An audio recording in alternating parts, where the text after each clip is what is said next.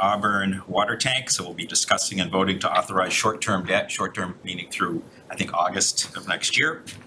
About 7:45, discussion and vote on winter holiday season display to celebrate town's diversity on town common, including the addition of other symbols to convey the town's message. At about 8:15, the Recalc group, the group that's looking at the Center for Active Living, the potentially new senior center, has an update on the survey for us. All of this is in the packet, but they'll be making a presentation. I see Sierra's online already. At 9 o'clock, the Director of Equity and Social Justice, Suggestion Chatterjee, will be joining us to provide an update. At 9:45, we do our annual review of liquor licenses and liquor license renewals. We'll talk about future agendas. I don't believe we have any minutes to approve this evening. And then we will be moving into executive session at about 10:20 to discuss the purchase of real property for municipal use, including an executive session to discuss the acquisition and value of 17 Harnden Street, with the expectation that we will not be returning to open session after that. So once we go into executive session, we will have just the board will be present at that point, and we'll move on. Okay, thanks, folks. So I do have 7 people that so far have indicated they would like to speak. Carl, can I ask you to come first? Come up to the podium, introduce yourself and address, and your message, please. Good evening, Carl McFadden, 33 Wakefield Street. I am calling on an exciting topic. I don't know if Caitlin can put it up on the screen earlier.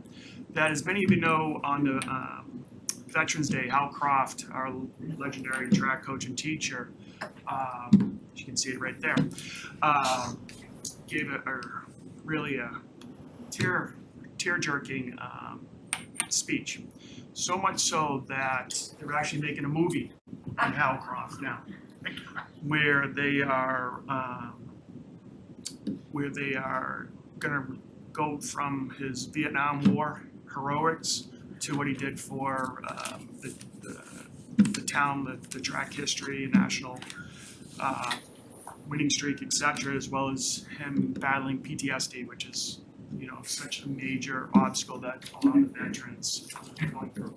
So the movie's actually going to be produced by a Reading High graduate of '87, Brandon Millett, who's created over 40 films, and it's going to be part of, it looks like the military channel will be on, and part of the Sundance for troops out in San Diego. So Brandon has asked people that may have had experience with Hal. He wants to talk to as many community people as possible.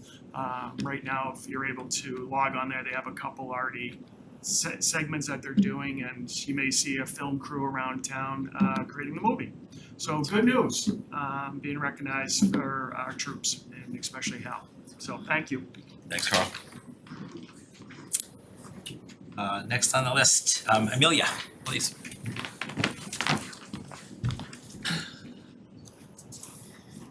Thank you, Mr. Chair. And exactly to your comments that you just made about the discord, the Reading Clergy Association sends its greetings. And my name is Reverend Amelia Attridge. I use she, her pronouns, and I'm a minister of the First Congregational Church of Reading and a member of the Reading Clergy Association. It's made up of different religious leaders in our community and represents a diversity of faith traditions, beliefs, and practices. And while we do not share the same traditions or beliefs, we do share a really strong interfaith and ecumenical relationship founded in mutual respect and dignity and shared common threads of our faith traditions. So when we share the particular practices of our faith traditions, we have found common ground in many of our core values, including faithfulness, devotion, and love of neighbor. As spiritual caregivers to this community, it troubles us when we see that there are disagreements about our shared life and community together, including unkindness and othering and personal attacks. And so some of the Christian traditions in our community, including my own, are currently celebrating the religious season of Advent, and others are preparing to celebrate Christmas, Hanukkah, Kwanzaa, and the solstice. While each of these traditions are unique unto their own, they are also united in the pursuit of hope in the midst of despair, peace in the midst of violence, and love in the midst of hate. And it is the hope of the Reading clergy that our individual communities of faith may inspire and encourage the wider community of Reading to foster these ideals. We just want to note that the Reading Clergy Association is one of a number of community partners for the public menorah lighting that is on Monday, December 19th, and we're looking forward to supporting our Jewish neighbors and siblings of faith on that evening. Thank you. Linda Snowdoxer is next on the list, please.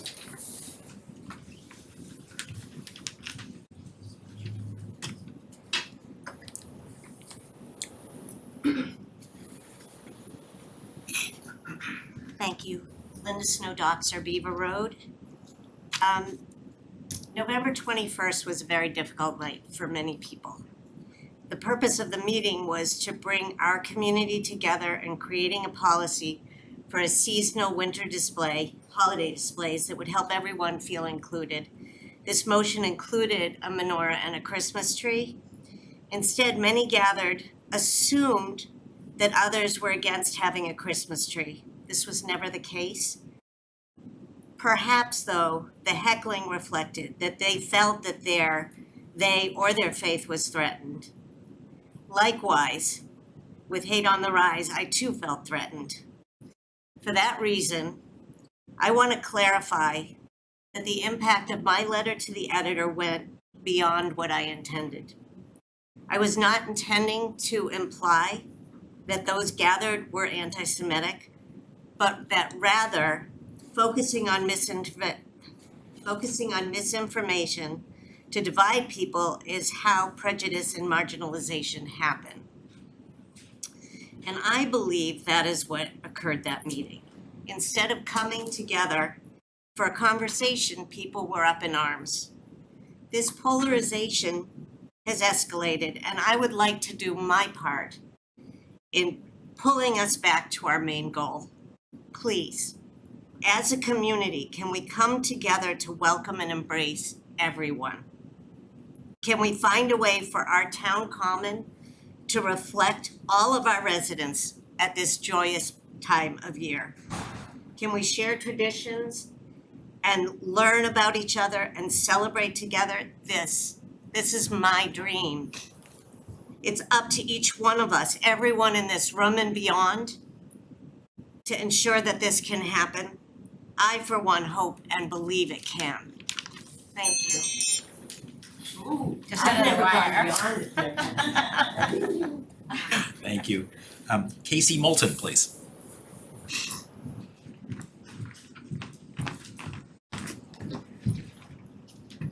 Casey Moulton, 3 Pasture Road. My name is Casey Moulton. I am a proud lifelong Reading resident and a current member of the Reading Youth Hockey Board. Growing up in this town, I have strong memories of the bumper stickers that read, "Home ice is nice, support Reading's arena." And remember my parents teaching me about how much Nelson Burbank gave back to this town.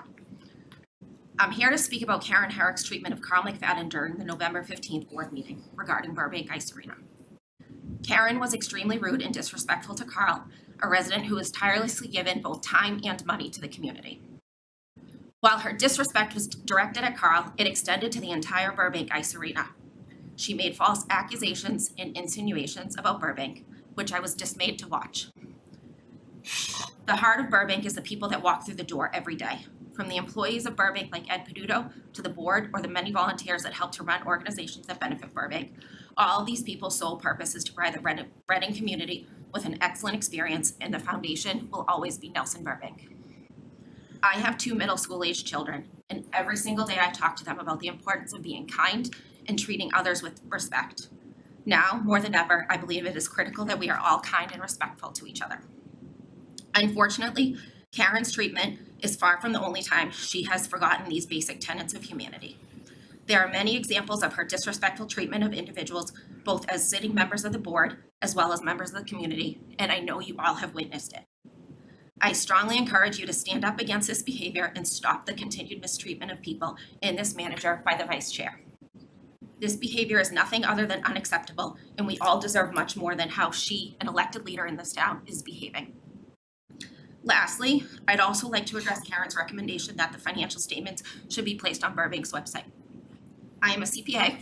I worked at the largest public accounting firm for over 16 years. I audited companies both large and small. and her recommendation is completely inappropriate. In all of my years of auditing entities large and small, I've never once seen private entity financial statements on a public website. Thank you. John O'Neill, please. If you'd like to speak. Oh, no. Angela Binda. I'm good. Anyone that we haven't asked who would like to speak?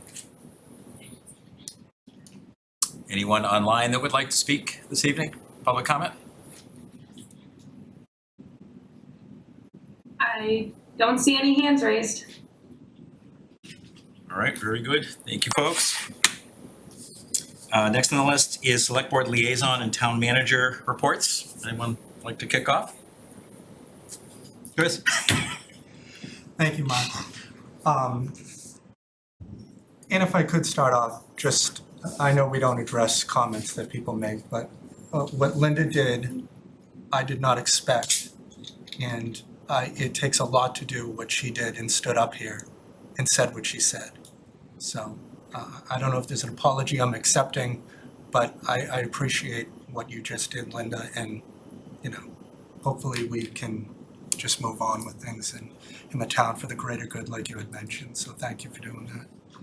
In terms of everything else, we obviously didn't have any meetings other than maybe the school committee had something where they just finalized their school improvement plans. Either myself or my wife will be speaking at the next school committee meeting on a personal note, something our daughter had mentioned, with something that was also mentioned at the school committee there, which is extremely positive. So it's good to see that the schools are improving and going forward with that.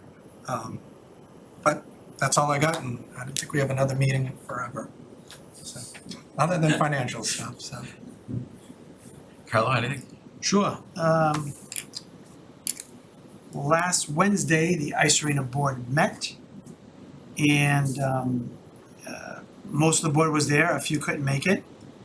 Bill Jennings, who was current president and has had health issues, as Carl mentioned at a previous meeting, has resigned. And now Dennis Hughes is the president of the board. Ed Peduto is running the meeting primarily and talked about operations of the building. All's going well. All of 2023 ice time is scheduled already. And also there's approximately 17 to 20 hours of public skating between the open skate, stick practice, and other public skating for the general public. And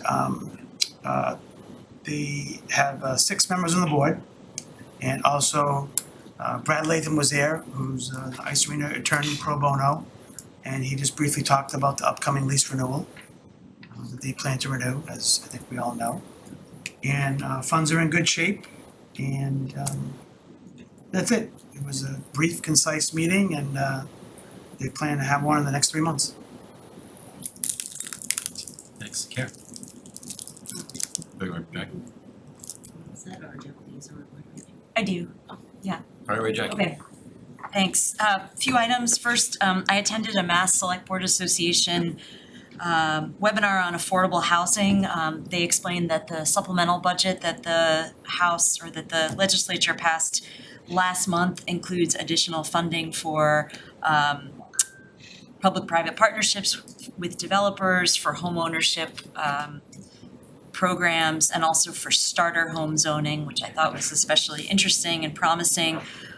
They also pointed out that 40R is not just a smart growth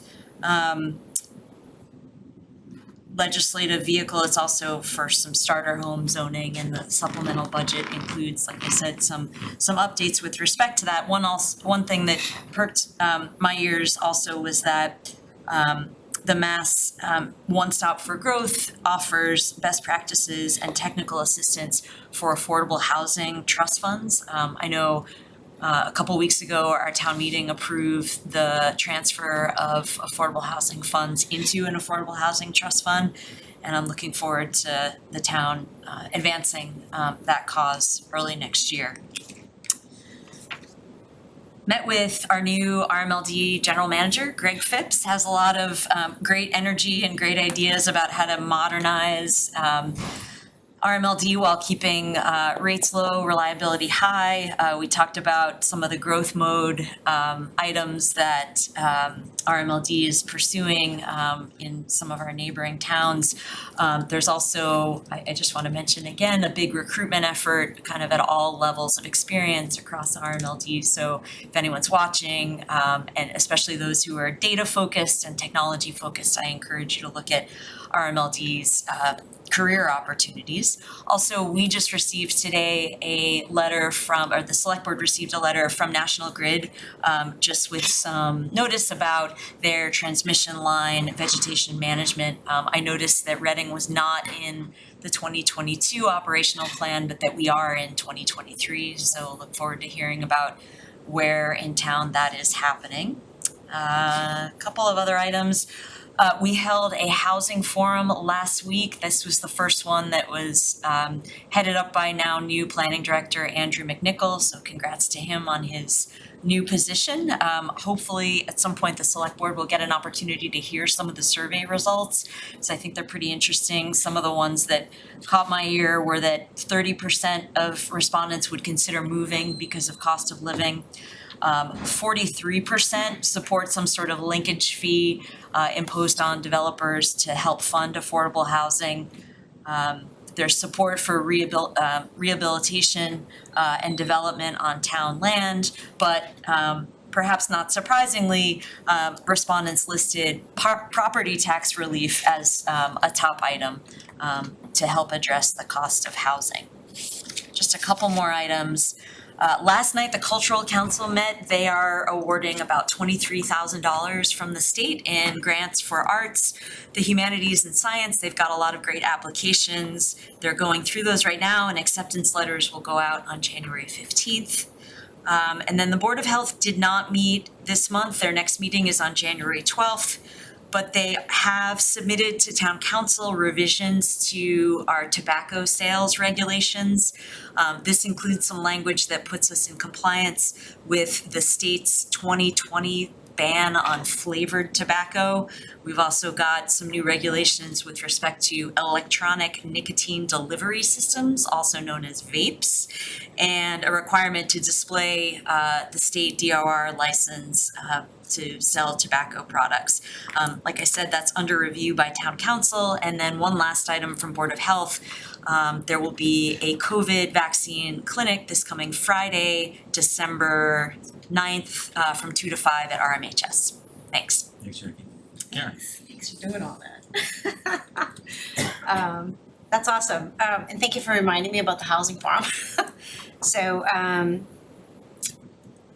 in addition to the housing forum, I believe we got a preview, that was within the last week of, from the Council on Aging of the UMass Amherst. Okay, so Council on Aging, Housing Forum, and RMLD, I was able to attend remotely. There was no Zoom link that meeting, but you know, things are moving along. But I did want to give a shout out. Mark and I had the opportunity to attend the ribbon cutting of the Reading Animal Clinic on Main Street. We were joined by Rep. Brad Jones, and this is the first high-performance commercial geothermal powered building in Reading. And we're very impressed by the Dr. Sherlin's willingness to go out there and do this in the middle of a pandemic and take on this project in such an inflationary period. So kudos to the whole team up to at Reading Animal Clinic, and I think you'll all be excited when you unfortunately do end up bringing a pet up there. Thanks. Thanks. Just to add to that, I didn't realize that they employ apparently over 40 people, Yeah. which is fantastic. So again, kudos to that great new facility. So Karen mentioned Recalc and Council on Aging had a joint meeting. We're kind of previewed, I guess is the right word here, the presentation that we're going to hear this evening that's in the packet. Really appreciate the work of UMass. I think that they did a nice job. Again, looked at 1,400 plus respondents, some individual answers, and some of the recommendations they have for us tonight are very helpful along those lines. The conclusions are in the packet, but focus on a couple of things. One, need to educate the community more about the inability of the current Pleasant Street Center to meet the needs of the senior community. And number two, the need for additional resources for programming as well as facilities. So we'll talk more about that. The Council on Aging met last night. A couple of highlights. One is that the November 2022 data shows that more people are going to the senior center now than back 2019 pre-pandemic, which is fantastic. And some of the November numbers, I think they had 2,100 visits, unduplicated 639. So I think 639 people attended programs in November, which is really great, and it's up from pre-pandemic levels. The council also discussed the need for and support of a new senior center and new senior programming, and the goal of helping to educate the community, to sponsor tours, to set up some video tours and other information so that people know the issues that are happening now at the Pleasant Street Center, and the need for more resources in a larger facility. Also last night, the Commissioner of Trust met next door, and want to welcome Diane Morabito to the staff as our new treasurer in town, and she's going to be coming up momentarily. We'll give you one more minute. We're going to do Fidel. I think that's it for updates. So Fidel, to you. I'll make it quick. So the town meeting wrapped up, and I just wanted to highlight 3 wins after town meeting. The first one is that next Wednesday we are having our final meeting with the MSBA, and it will be the last submittal required, basically, to be entered into the next round of for the Killam School. So that's a huge hurdle, quite a bit of staff time that was invested in getting us there. Also, the state had 2 hearings on 2 articles from town meeting already.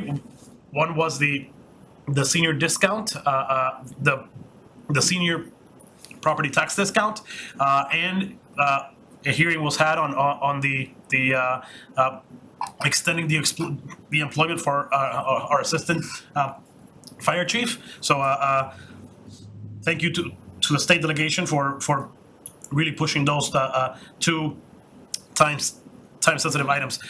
Just 2 quick updates on construction. Obviously, we've heard a lot of frustration about 18 Woburn Street and the fact that parking has been taken. I spoke to the construction manager earlier today, and he assured me that he reached out to all the abutters, and they are physically mobilizing on site tomorrow. So delaying construction further is not an option for them, unfortunately. But we will set up a meet and greet, or a question and answer meeting with the abutters to get an opportunity to answer questions. And the last update is on the water tank construction. I know that some of the neighborhood, I think, received a notice that some blasting was going to take place. I just want to assure everyone that that notice was mistakenly sent. It was not approved by the town, and we have asked the contractor basically to put a pause on the blasting. We are working on scheduling a public meeting with the neighborhood. We hope to do this in December, but obviously the dates are the month is almost ahead of us at this point. So that meeting might happen in January. And just the last update is that our first Simon's Way exploratory committee meeting is scheduled for December 12th at 6 p.m. in this meeting. Awesome, great, thank you. Board members, any questions, comments? I do have a question. Could I ask you a little bit about 18 Woburn? We did get a couple of letters from businesses, or I don't know if everybody did, I know I did. This meet and greet seems like a really great idea. And is the developer hosting it? The developer wants to come. I think that a collaborative approach is the best. If it's the town maybe the Chamber of Commerce. I haven't heard from, I haven't reached out to them yet. But, I think something that is collaborative is what I'm gonna shoot for. Okay, I wanna be careful that we're not, even though it's a right thing to do, I wanna be conscious of monies we might be spending, town monies we might be spending to facilitate the private developer's project. Right. But certainly getting people talking should get a lot of questions answered, so thank you, and thank you for the update on the water tower. I know those letters were, must have been shocking to a lot of people. Chris? Thanks, Mark. Two things, Fidel. I noticed in your memo about the Christmas tree and menorah on the town common. Is it possible to have both of them done on the same date, time, et cetera? It is very possible. Does somebody have to end up doing that, or how does that process get handled? I guess I don't know the answer to that question, but someone would love to having to do it. It might be me, but that's okay. I'll help. And my other question is, I noticed that the message that the board voted on has expanded by multiple sentences. I guess it's just more of a procedural thing. How do we vote on something one night and then in the packet it's now this is just completely different? Sure. Yeah. So the motion was to include a message of inclusion, right? I guess it wasn't to approve a message. The message was crafted by our town council, and I wanted to ensure that it was publicly available ahead of a sign going up on the common, but it was drafted by town council. Because I know the original motion that was put up there that was modified to be winter season, it definitely conveys that in here. It's just, I guess I was confused on how everything else got added beyond what the board had agreed upon. So I guess Ivrea can do what she wants is the answer, or? I think we delegated authority. We did not ask for a review or a vote on what was there. To Ivrea? Was that in the motion? Well, I think it was we authorized the town manager to do it, to make sure that it was done under the guise of legal. Just to make sure that we weren't making a mistake in terms of what we would be saying. Mm-hmm. All right, that's all I I got. think the motion is to authorize the town manager to place the sign, so I worked with Fidel to craft the language that's presented tonight. That was Thank you our for typical clarifying. procedure, Mr. Chair. I'm sorry, were you Thank done? I'm sorry. Oh, yes, yeah, no, Okay, I was gonna say, that sounds like our typical procedure to me, so, Right, thank you. so when we delegated, yep. Anything else? Good. All right, let's go on to the next activity. Discuss vote to authorize short-term debt related to the Auburn water tank. Sharon.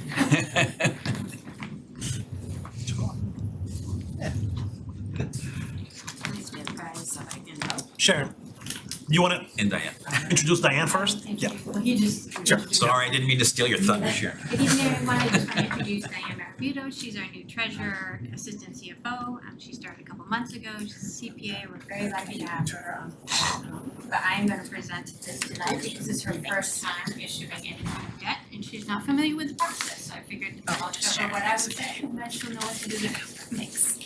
So, as you know, we have a $2 million ban, which is a short-term borrowing that's coming due December 15th. And we had hoped to do a permanent borrowing to replace it, along with the 3 debt authorizations we did in November.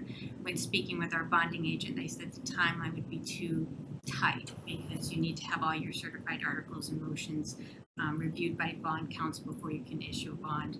And so we opted to do another ban. So we're rolling the ban for until August, I believe.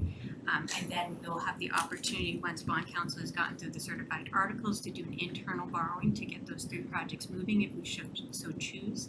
And then by June 30th, we will need to borrow if we put any internal borrowings out there, or we could do a ban.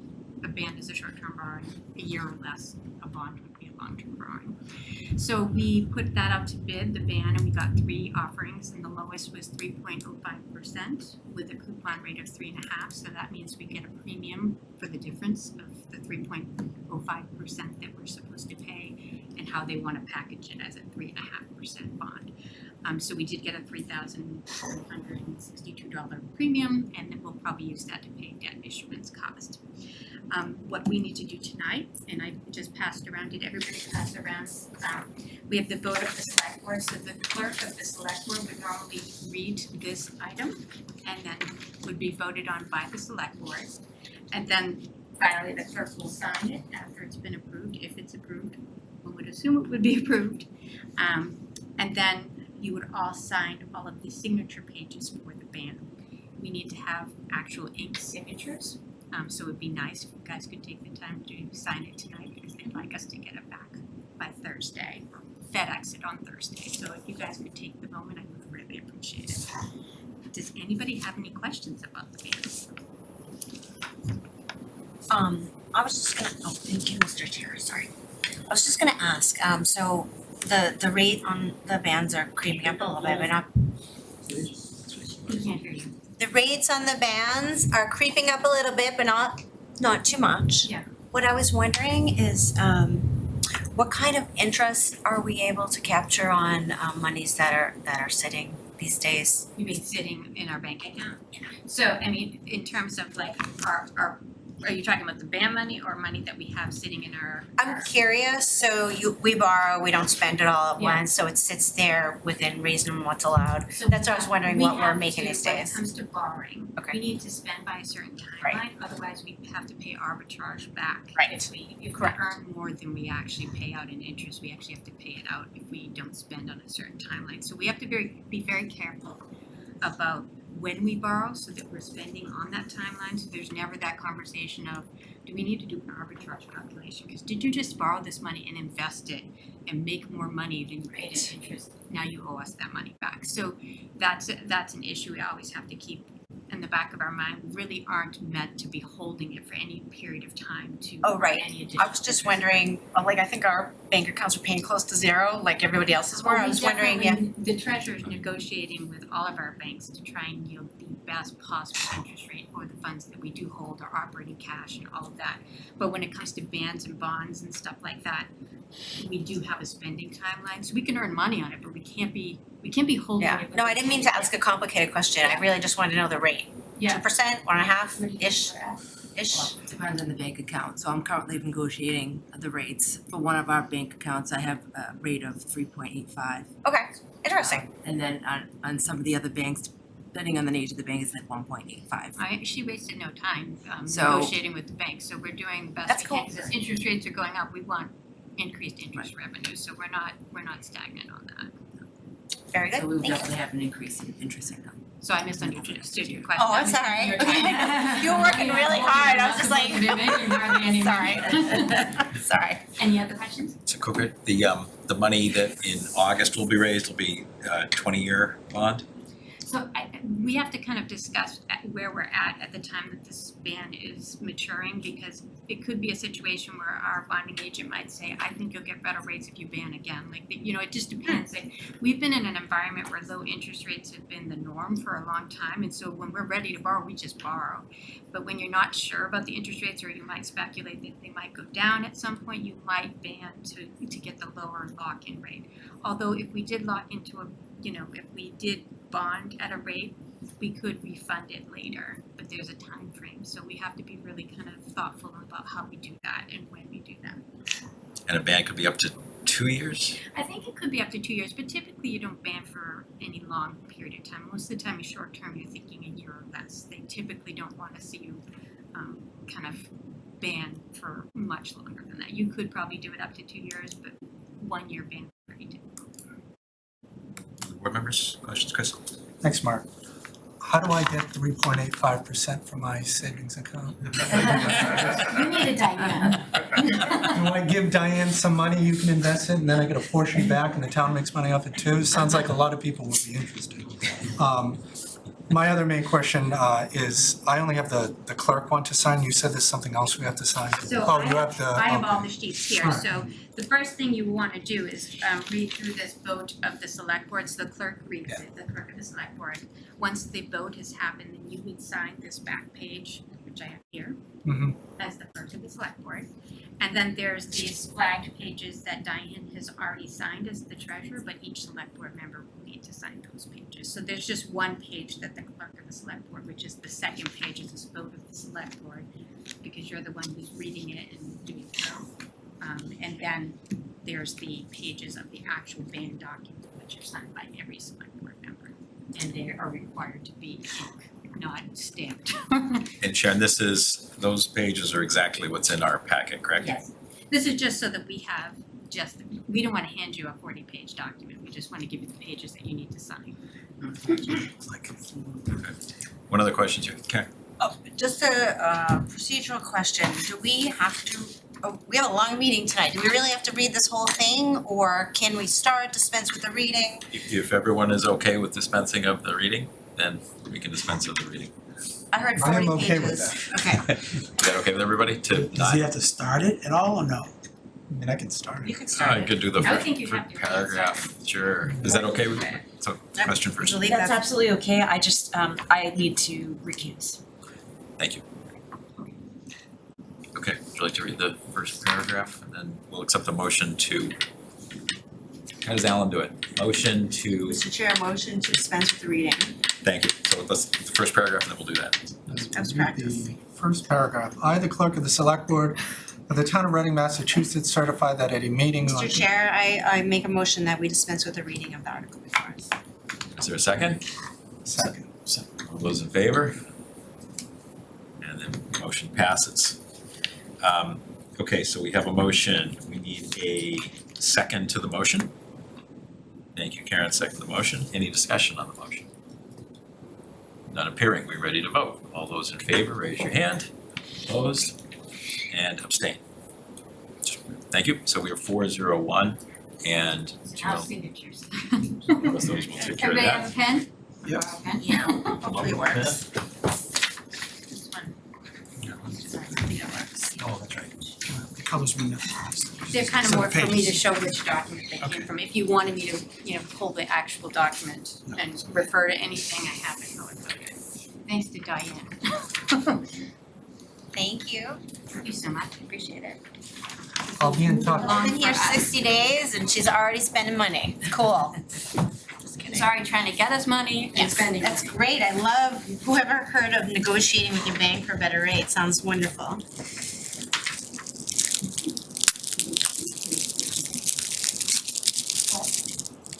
Pages.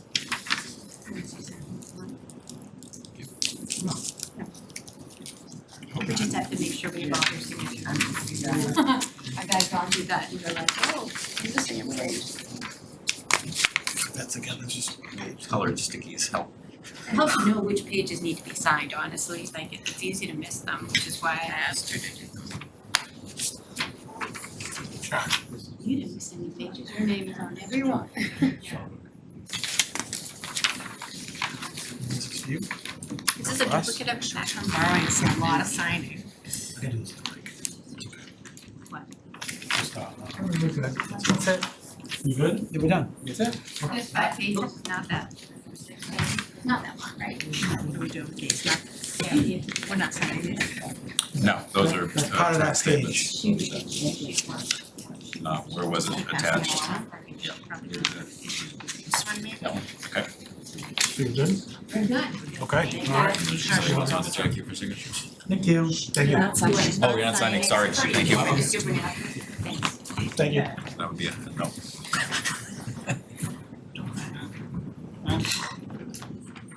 A point of clarification, Please.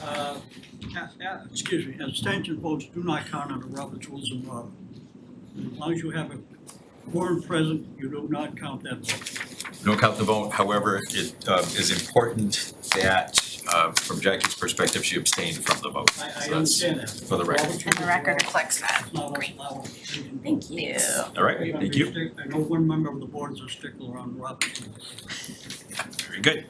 All right, next on the agenda, discussion and vote on winter holiday season display to celebrate town's diversity on town common, including the addition of other symbols to convey the town's message. Who would like to speak first? Chris? Thank you, Mark. I guess, are we just discussing this and voting, or are we going with the discuss only, vote at the next time, or how are we handling this? So I think that's up to the board. It's on the agenda that it could be both, or it can just be a discussion.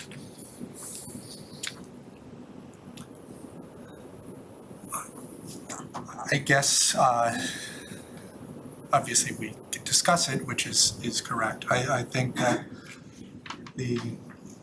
what Karen had mentioned last time around about discussing first and then voting afterwards, would have behooved us to have done that last time. So I think in this instance, it would be the same.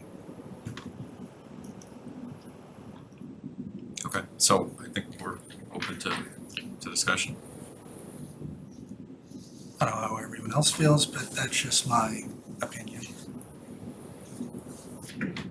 Any thoughts? I have to say that I'm not really sure what this article is about. I haven't seen a motion, there wasn't anything in the packet, so I'm just asking if we could back up a little bit. Let me just, for a point of clarification for everybody, just for a moment. We're sorry, we appreciate this room's acoustics are terrible. We are doing two things. There is a long-term solution being planned, however, it's more than a year out. So there's a short-term solution being planned, which will involve microphones and speakers in this room. We don't have them here tonight, but it is going to happen soon. And so apologies that it continues to be a problem. And Fidel was just indicating the short-term solution to amplification in this room. The very short-term amplification solution is speaking up. The second piece will be microphones and speakers, and then the third will be a longer-term solution. But we're, any idea on when we might get the microphones and speakers? No, unfortunately, but I'll have something to the board by tomorrow's meeting. Awesome, thank you. Okay, Karen, go ahead. Could I move that out of the way at the moment? Mr. Brown is sitting between me, has a big wooden thing between me and himself. Might be easier to move Mr. Brown. An option too. There you are. It might be a little bit easier now that we can see each other. Thank you. Okay, thanks, Vidal. Look at that. Woo! That one I can do. I wasn't sure how heavy that was. So I think that lately we've been trying to, and I think we've appreciated that having two meetings is probably a good process for us going forward. I don't think we've formally adopted anything, but it seems to work well. So I take the point, and I think, let's see where things are in terms of discussion. So I think that the discussion initially was related to a flag, an atheist flag, and do you guys want to talk a little bit about thoughts? It's an atheist emblem. Not a Emblem, I'm flag, sorry, yeah. emblem.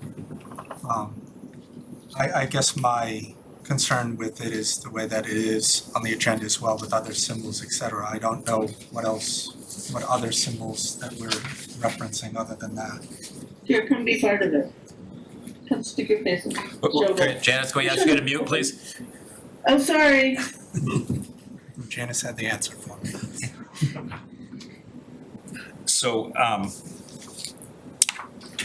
so let me offer my perspective here. I think that, and we have town council on just to kind of guide us. In the packet is a discussion related to holiday display and kind of amplifying what we discussed at the last meeting. If I can try to paraphrase also, what really matters here is that it is government speak that we're talking about. It is not it's not community speak. It's not that community members want ABC and therefore ABC comes forward. There's some real specifics in terms of what's going on. And in my opinion, what was being proposed kind of went directly to this point and saying that's exactly what we don't want to do. We had talked at our last meeting about taking a very thoughtful approach to this, to meet in January and spend more time thinking about it, perhaps, when Sadeshna is here, she can facilitate or help facilitate a discussion of this so that we can just have a very thoughtful discussion of how we would view government speak. It may relate to a mission statement, it may relate to a variety of things. We may decide that there are events that we would like to support, or it may also be that there are broader statements. But I thought that the request was to do something now. And that's the reason why I wanted to get it onto the agenda quickly in case that was the intent. So I guess I can read what I had sent you, just so everybody is crystal clear on the government speech versus everyone else, public, whatever speech, any other angle that you want to take. So I sent you and Fidel an email saying, I hope all is well. I'd like to see about adding the atheist emblem of belief and sign on the next agenda as part of our commitment to diversity and inclusivity. Please let me know if you needed anything further. So that's essentially where I was coming at from that. I don't know if anybody else sent something in, or like I said, why the agenda item's written with multiple items, et cetera. That's the only one that I was aware of. Is there specific discussion of that you want to bring forward? About the emblem? No, I was just, like I said, recommending it, just as the board has committed at the prior meeting, to be diverse and inclusive. That is my thought, to add something else to that as well. Other folks that want to speak on this? Jackie, please. Thanks, Mark. I've been thinking a lot about this, not only the request for an atheist emblem of faith, but also our last few meetings. And I think about two pieces of advice that I think help me think about this. One is on the law and one is on kind of the policy. So on the law, I had a professor who once told me that the right answer usually in the law is it depends. And I think that the Supreme Court is basically telling us just that, both in the Allegheny decision regarding a menorah and a Christmas tree, and the more recent Shurtleff decision regarding flags at Boston City Hall. Town Council has advised us that these decisions are highly fact-specific, which is why I expressed interest in favoring the placement of a menorah and a Christmas tree on equally prominent and non-denominational grounds. I respect my fellow board members and their opinions, but I disagree with the legal conclusion that allowing a menorah and a Christmas tree means we have to allow any and all symbols. I do think that the law tells us we have to assess each request as it comes before us. And I think the Shurtleff decision tells us that we have to make these decisions as government, as representatives of government. The other piece of advice that I find helpful in thinking through this is from someone I met who is a city councilor in Peabody. And he told me something very simple when I first got on the board, but it applies here. He recommended that when I'm looking at issues, that I look for what the majority, what the consensus of our town reflects.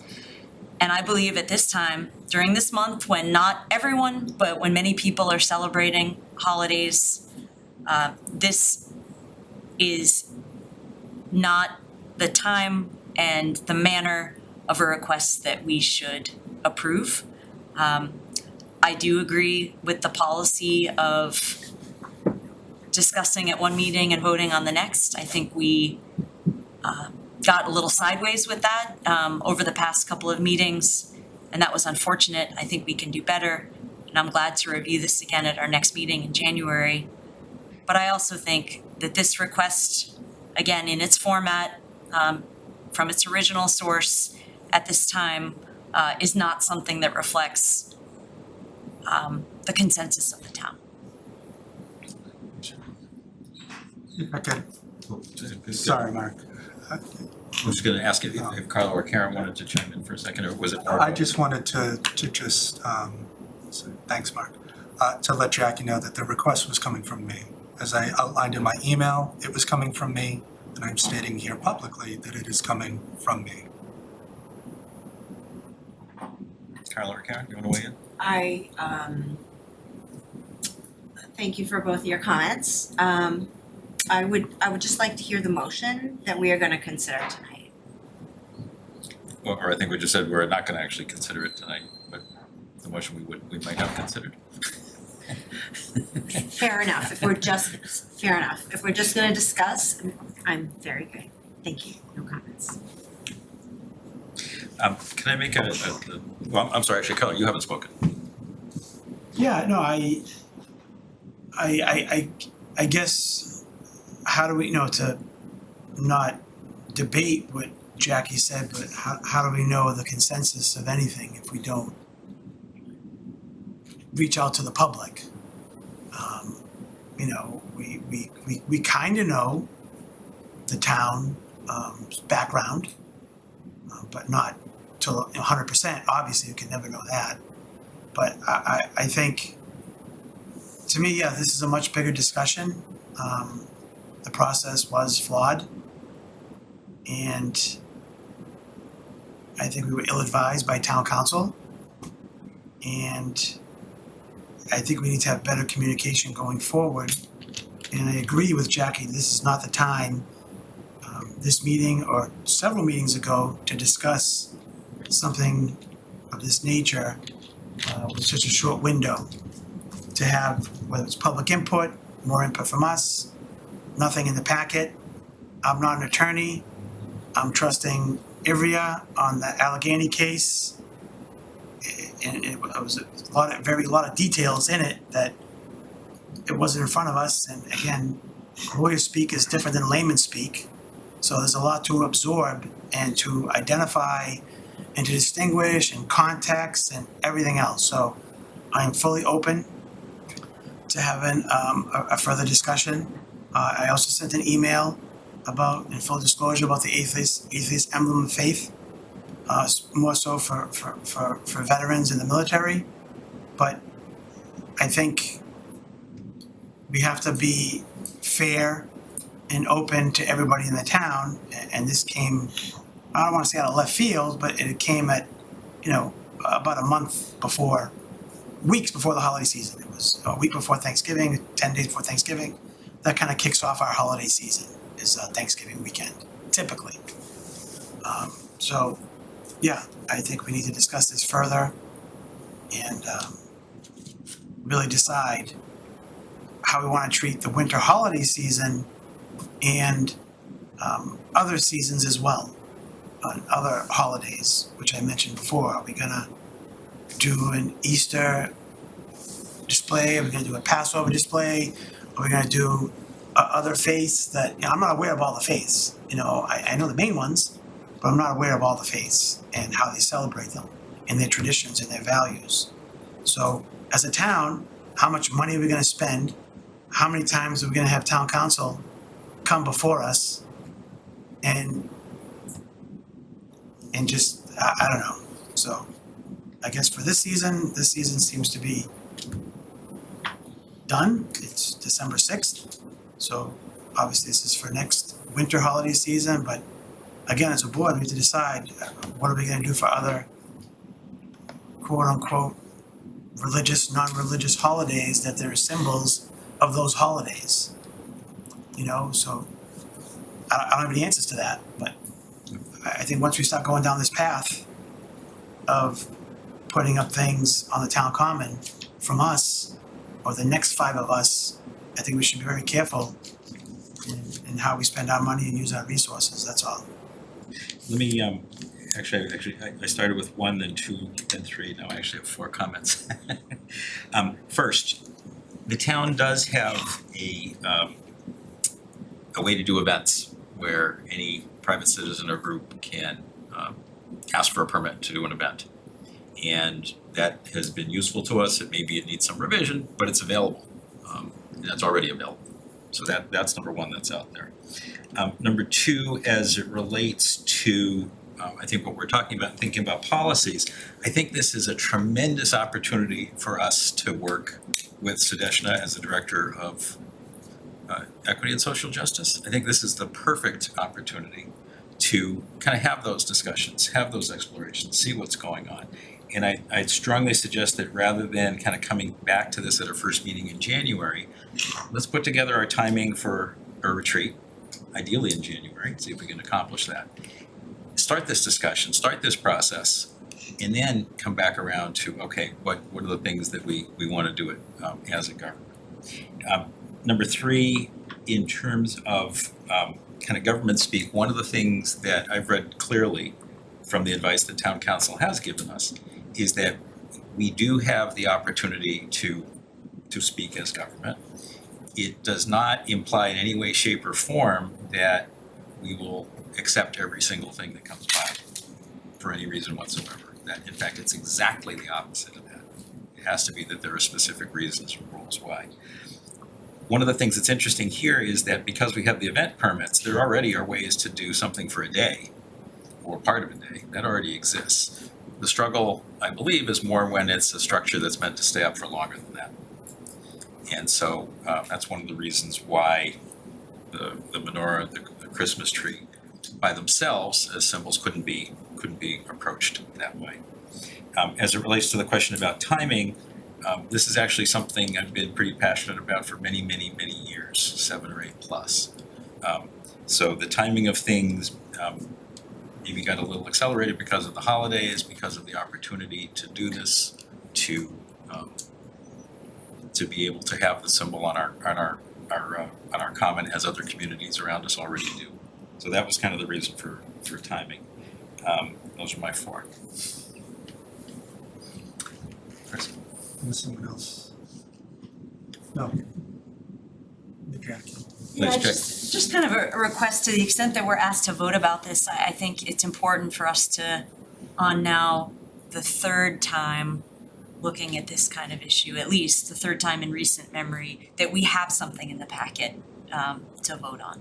So if it is, whether it's at the next meeting or after a retreat, so far the only written item we have, and point taken that this is coming from, from you, Chris, but, we don't have anything in the packet. We didn't for the menorah, we didn't for the Christmas tree. I think that's also where we've gone sideways and we need to get back on track. So I take that as very appropriate, that not only have a couple of meetings, but to have content that allows us to work with that information. Thanks, Mark. I just want to clarify your statement because I did it last time and I want to do it again, that other cities and towns are doing this privately, not the cities and towns themselves like we are. The only other city or town that are doing exactly what we just did is Wellesley. Is that correct? I don't believe so. I know that Wellesley is, but I Yeah, don't that's what I believe mean. Wellesley and Reading are the only 2 that are doing this. Everything else is done through some other groups, organizations, et cetera. I've been informed that there are other communities that own the symbols and put them out. In terms of what sorts of celebrations take place as private events, there are many, many, many communities that do that on top of it. But it is not just Wellesley that owns symbols like this. Because I was just going off what Ivry and I spoke about it at town meeting. It's essentially just Wellesley that was doing it. If not, I mean, then Ivry was wrong, I'm wrong, I'm not sure what the scenario I haven't done an exhaustive search, Yeah. but information I was given suggests that there are other communities that own and some that don't, and many that don't. And I understand the permitting process of being that somebody could just do something, a member of the public, they could put a permit in and call it a day. So I'm not sure how this didn't apply to what is requested here as well as prior items. Because anybody could have requested a permit for a menorah or a Christmas tree or an atheist symbol or a Festivus pole or whatever anyone else wanted to.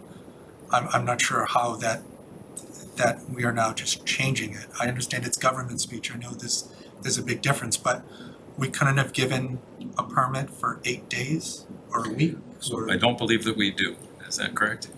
Yeah, so the civic function permit is to hold events in town common. Those permits have been historically given for a short number of hours. So since this was seen as a semi-permanent structure that was going to last more than a few hours, then it was different than that. So, Can I just add, that opens the door to other things also. In other words, allowing things to stay for longer periods of time could open the door to a lot of other things. because I know that historically means historically, but that doesn't mean that we could not have changed that, correct? We could have done 2 days. So we since our first meeting, we have started looking at the civic function permit policy, and it is something that we will bring to the board in the spring. But as it stands right now, anyone that pulls a civic function permit must have a start date and an end date. Start time and an end time, and it's got to be in that single day, and everything must be removed from the common when that time expires. And I think the theme was more seasonal symbols and seasonal activities. So, even 2 days, for example, wouldn't fit that. And from a perspective of how long these holidays are celebrated, 2 days wouldn't cover it at all. So I've never actually applied for a permit other than my learner's permit. What happens if someone doesn't get rid of something overnight? Like, Throw it do out. you have it written in there that it gets disposed of, or what's the deal? I mean, historically, like, as an example, the beer garden, for example, right? I mean, we DPW's there and we clean up after the event, and we restore it to conditions as it was before. Could I have one thing here too? I think, and help me folks if I'm not quite right, I think this is a great example of kind of community speech. So this is where open to one, open to all. And so thinking about extending it has consequences that we'd have to consider. And I think it's great as part of our overall discussion, thinking about how do we want to manage this. But I think that's one of the reasons why maybe that's not the right approach here. In fact, the government speech is much clearer in terms of what goes on. I guess to that point, I'm more of the risk versus reward, as opposed to if we had just done this one way, what are the chances that something nefarious would have come on the back end of us doing it one way, and then just dealing with the ramifications that came then instead of everything else that has transpired since that. I mean, nominally, we already do the government speak in terms of the decorations on the common. So it's not like it's never been touched. It's kind of we've done it somewhat selectively so far. And so, again, I think this is a good part of the discussion. What is it that we're hoping to accomplish? I think that doing this discussion in January can be very productive. That would at least kind of open ourselves up to what we're thinking about, how it would work, what we can do, where government is going to say yes and where it's going to say no. And again, there's still the community event opportunity that's there that we can define by size, time, what are the parameters that we can control? It needs to be the gist is that it needs to be content neutral items. So the time, sound, right? I mean, so we could not deny a permit based on content. It needs to be content neutral. Maybe it looked like you wanted to speak. Yeah, Fidel was correct. So the town can place time, place, and manner restrictions on the public's use of the common. Fidel gave some good examples of you can limit, certain structures, for example, being erected, unmanned structures or unattended structures. You can put those types of limitations. But if you do get a permit, you can't look at the content that's being conveyed. It has to be reviewed in a content neutral manner. So Fidel has requested that our office look at your current policies regarding the use of the town common, and we're undergoing that review now, and we're hopeful that we'll have something by the end of the year to share with this board. So I guess if I could follow up to Ivria's point, is that we can't prevent somebody on a one-day permit kind of scenario. It's when we get into the long form that becomes the issue? Is that what I'm So hearing? my understanding is that you've always precluded the erection of unattended structures. That's always been the town's policy. That's something that can definitely be changed, but that's within your discretion. And so it would diverge from what is currently in place. And if I could just follow up, if we are already speaking as government speak about the lights, which we already went over last time, but just seeing all of the holiday wreaths and everything getting put around the poles today, which one of us approved that? Because So I don't know that, it just seems as if we can just do whatever we want whenever we decide we want to do it, and there's no really policy or procedure that we're following. I mean, you can't say government speech with all this stuff, yet none of us went ahead and said, go ahead and do it today.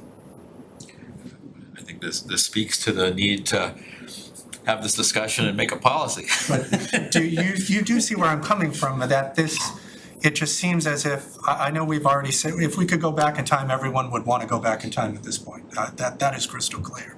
It's more of, do I think that we just keep stepping and falling over ourselves? Absolutely. Like I said, they were just putting everything up today. It can't be government speech if not a single select board member sent the email saying let's have this on the agenda. We just did it because we can do it.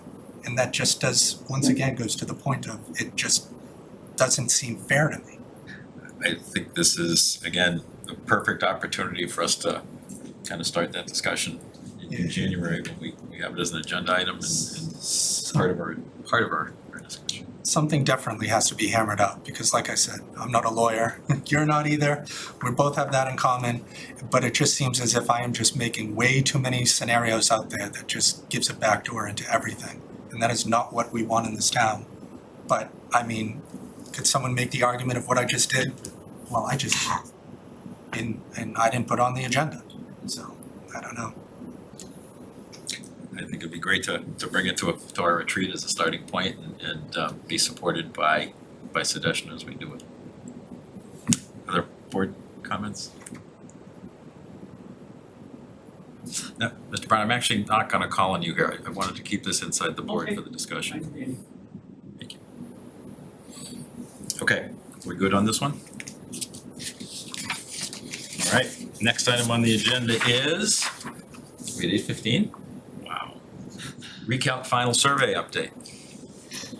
Ciara, did I see you online? Caitlin, sorry? Yes, Both. hello, and Caitlin. We are both here. Awesome. All right.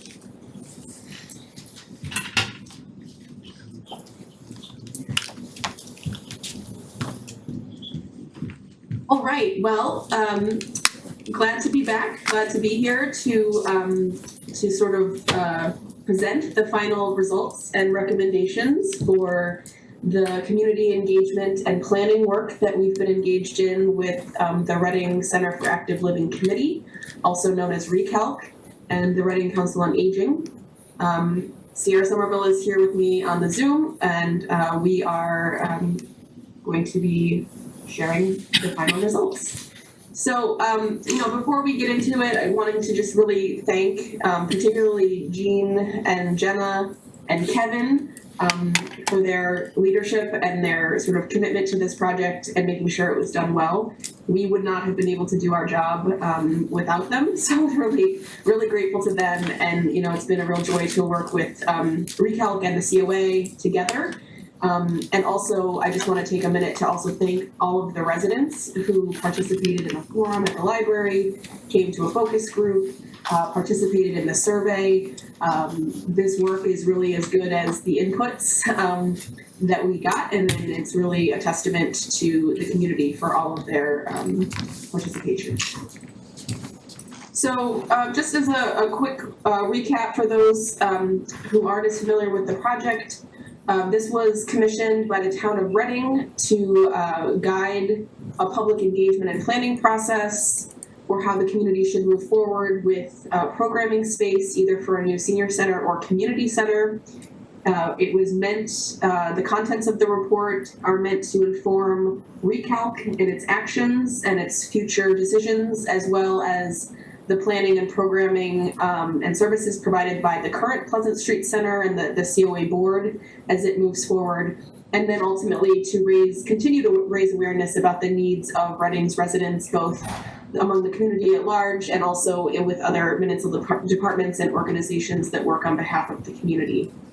So just a bit of history here in terms of where Reading has been with respect to this issue. So back in 1991, the Reading Senior Center opened at the Pleasant Street location. In approximately 2015, the Reading Senior Center changed its name to the Pleasant Street Center with the plan and intention of attracting a wider range of participation and moving sort of away from the stigma that can come with concepts of aging and being a senior. In 2017, our group actually was consulted specifically around recommendations for the physical space at the Pleasant Street Center, and that report sort of definitively and really focused on the building itself and really outlined the limitations that the Pleasant Street Center has with respect to meeting the needs of the community. And it was pretty clear from that report that the current space is not capable of meeting the needs of the residents and certainly isn't equipped to sort of evolve as the needs and the population of Reading evolve over the future decades. In 2021, so last year, the town of Reading appointed Recalc as a board, as a committee to develop plans for thinking about the future of the Pleasant Street Center, and earlier in this year, we were hired to really engage the community around discussions about their preferences and their needs as they relate to the Pleasant Street Center, but also more broadly about community space, community gathering space in Reading. So we conducted 3 community forums in the spring where we had some, the most were hybrid and so we were there in person and had folks join by Zoom. We ended up with about 177 participants across those three events. We also did 4 focus groups with smaller, more sort of targeted groups in the community, and those were done over the summer, and we ended up engaging 51 people, whether they were residents or stakeholders of the community in those conversations. And then we conducted a community survey of residents age 18 and older earlier in this fall, and we received 1,470 survey responses. And so the data that I'll be presenting this evening and the recommendations are based on these sources of information and sort of triangulation across the sources of information. So just a quick reminder about the age distribution in Reading. So based on estimates from the American Community Survey in 2020, we see that about 24%, so about a quarter of the population of Reading is what we consider sort of school age or under age 18, and that is comparable to 26% of the community, which is considered an older adult. Those are folks age 60 and over. So here in the United States, we consider the definition of an older adult as being age 60 or older. So you've got sort of a pretty equal distribution across the age groups. And what we know about, we don't know a whole lot about what the future holds, but we do have projections available to us produced by UMass Donahue Institute. And what you see here is the projections looking out to the year 2030 based on those projections. And so it's expected that by the year 2030 that about 30%, so 29% of Reading's residents will be age 60 or over. And what you can see is that, the population itself stays relatively stable over time across the age groups. And where we do see growth it's happening in that 60 plus or even in the 80 plus population. So seeing, looking back to the year 2010, for example, 20% of your community was 60 or older, and we're expecting, as I mentioned, that to grow to about 29% moving forward. So it's a group of aging, people are aging in Reading and continuing, wanting to stay in the community, which is something we heard quite a bit about. Which it provides really sort of a premise for, one of the premises for this project. So I'm going to walk through just some of the key findings from the process, the engagement process, and then I'll just briefly talk about some of the recommendations that we have to ReCalc and the town. So I mentioned, residents value living in Reading and they want to stay. So we heard a lot of great things about why people live in Reading, and these are results from the survey. We asked people how important it was for them to remain living in Reading as they got older, and what you can see is about half. So 46% said it was very important for them to remain living in Reading, and then another 35% suggest that it's somewhat important for them to age in Reading. We also asked in another way about whether people plan to stay in Reading over the next 5 years, and we see overwhelmingly 88% of survey respondents say, yes, I plan to remain in Reading, and more specifically in my current home, and there's a small 7% who want to stay in Reading but would like to move to a smaller dwelling, and then 5% who have plans to move out of Reading in the near term. So generally speaking, people are pretty committed to staying in Reading. But we also heard a lot about what it's going to take for people to be able to stay in Reading, and we asked about what are some of the concerns that residents have about being able to stay in the community. And we heard about 1,234 respondents, so 84% of the sample took the time to write in to us about what their concerns are about being able to age in Reading. And the number one reason, so about half of that 1,200 reported something to do with the affordability and the cost of living in the community as being their number one concern. And so what you see in these lighter blue bubbles are quotes directly from residents who wrote to us. And so we heard lots of varying degrees and versions of affordability and cost of living being a primary concern about being able to stay in the community. We also heard that about a quarter of these same respondents are concerned about the sort of infrastructure and accessibility, so conditions of sidewalks and roads and being able to walk and park and transportation and just being able to sort of access the community is another concern about being able to stay in the community. A lot of times this was referred to in context if and when they lose the ability to drive.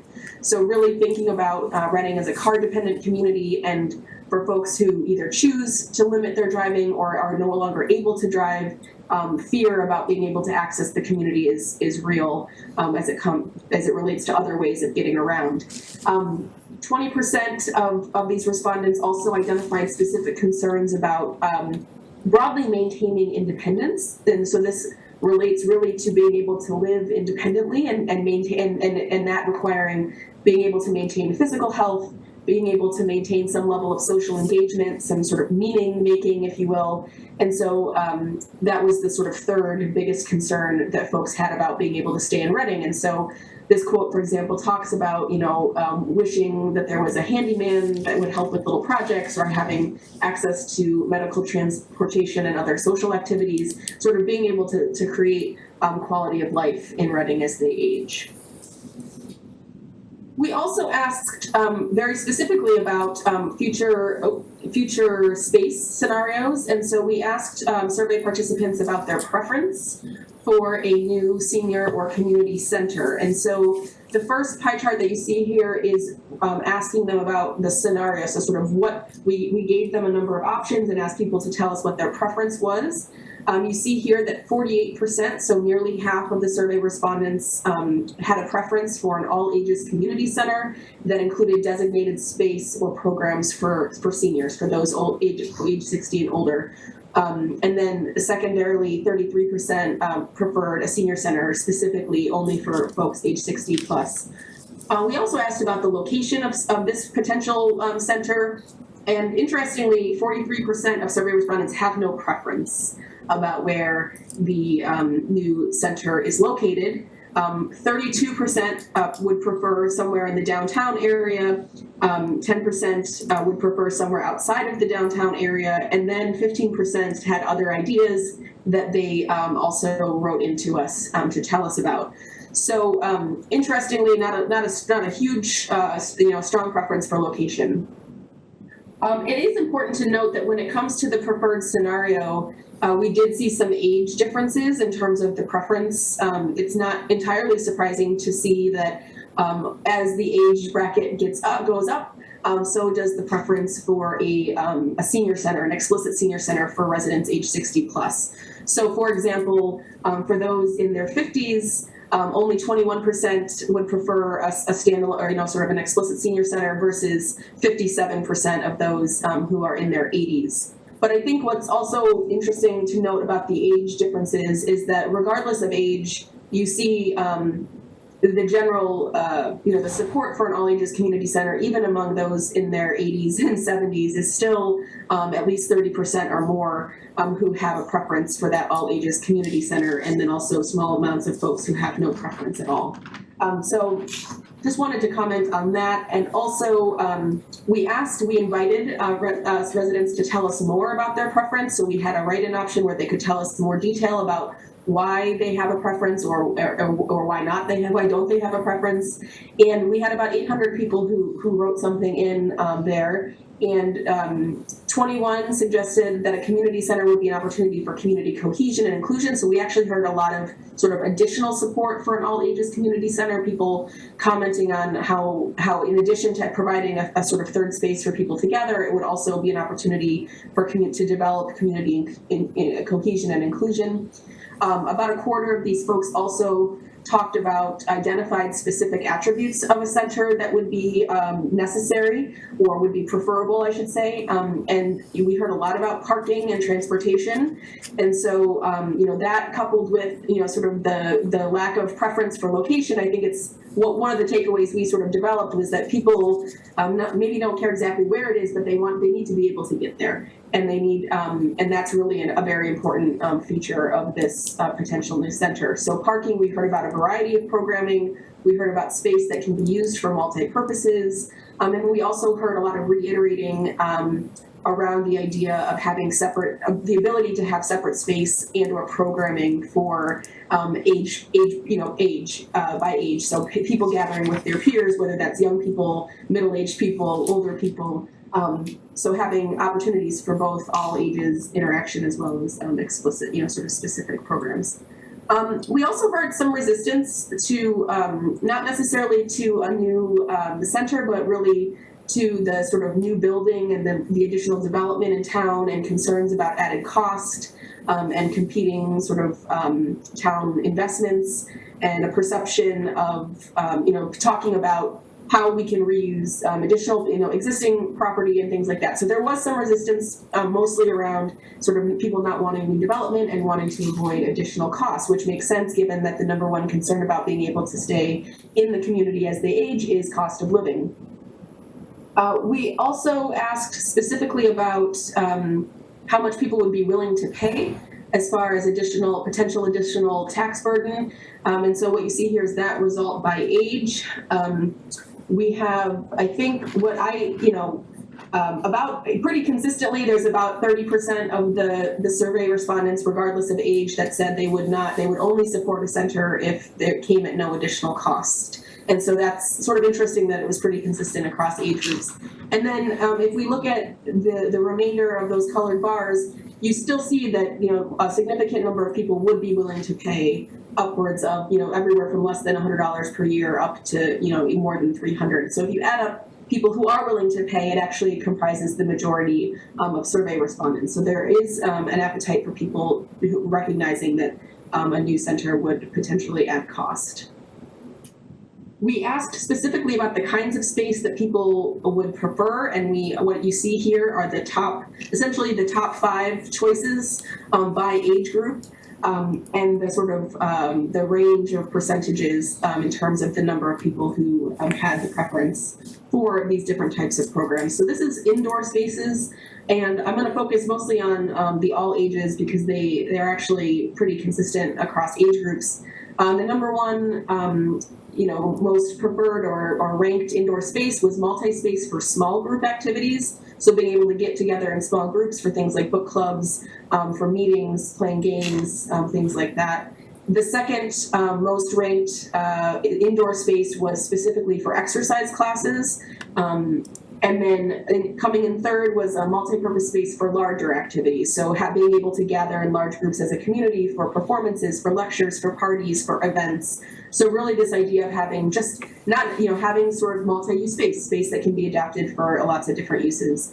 We did hear about the last two include food. And so a desire for having some kind of cafe or drop-in food space. As well as a desire for having a formal kitchen and dining space. So there is an interest in having a place for people to gather over a meal, and so that is important as well. We did ask about outdoor spaces, and these rankings were very consistent across age groups, where people want to be able to relax outside. They want to sit, they want to have picnic tables, potentially play some lawn games or do some gardening. A walking track or running track was also in the top 5. But really having outdoor space that people can enjoy and sort of be out and be comfortable in. We also asked about some sort of general accessibility features in terms of how to really think about this center as being the most inclusive that it can be. And we heard that the number one reason for a lot of the age groups was having no or little cost to participate in programs. So again, going back to sort of the focus on economic security, people don't want to have to pay additionally to participate. Ample parking was number 2. Having the facility be open in the evenings and on the weekends to accommodate for the fact that a lot of folks are still working and are in school. And having enough space for multiple programs to be running simultaneously. This idea that we heard a lot of ideas about the kinds of things people want to be doing. There are lots of ideas, lots of diverse activities, and so being able to accommodate multiple things at once is something that people value. And then door-to-door transportation to and from the new center was also in the top 5. So again, focusing on people need to be able to get there. They want to be able to do a variety of things when they do get there. We asked survey respondents if a new senior or community center was developed, how likely would it be for you or members of your household to use the facility? Across ages, about 69% said it would be very or somewhat likely that they would use a new facility.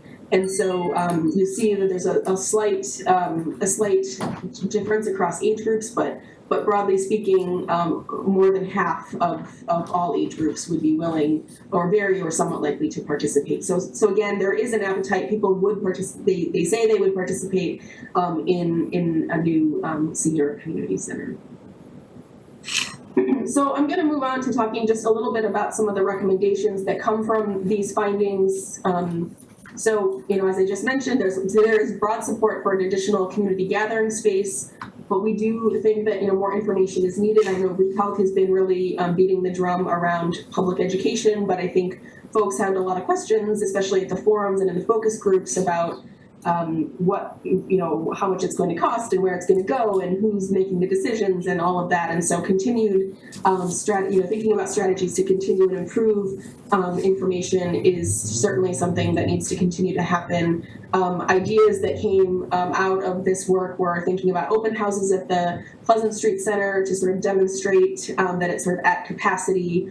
We also heard a little bit about residents wanting to know or be sure that this senior community center is going to enhance life in Reading and not duplicate existing resources in the community. So talking about, some kind of inventory of existing programs, even thinking about it, in terms of trying to identify sort of across different types of resources, whether it's recreation or health services or social activities, but really just sort of being able to lay out for people what else is available in Reading and how this new center is going to enhance that network is something that we suggest. And again, sort of considering regular communications with some of these other community assets, the library, the Y, the Pleasant Street Center, Parks and Recreation, sort of all of the folks who do provide sort of direct programming in the community to think about, in the meantime, how to improve collaboration and coordination of programs and services.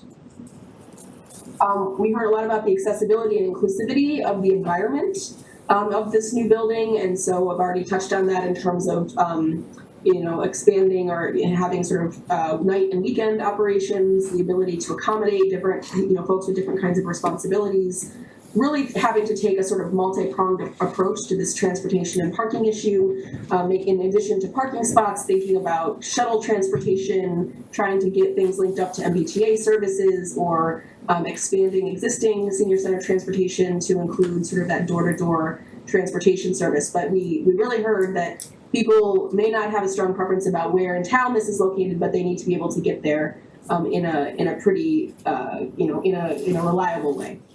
And then we also wanted, we heard that although there's this appetite for an all ages community center, we really continuously heard that older adults in particular value having space and experiences with their peers.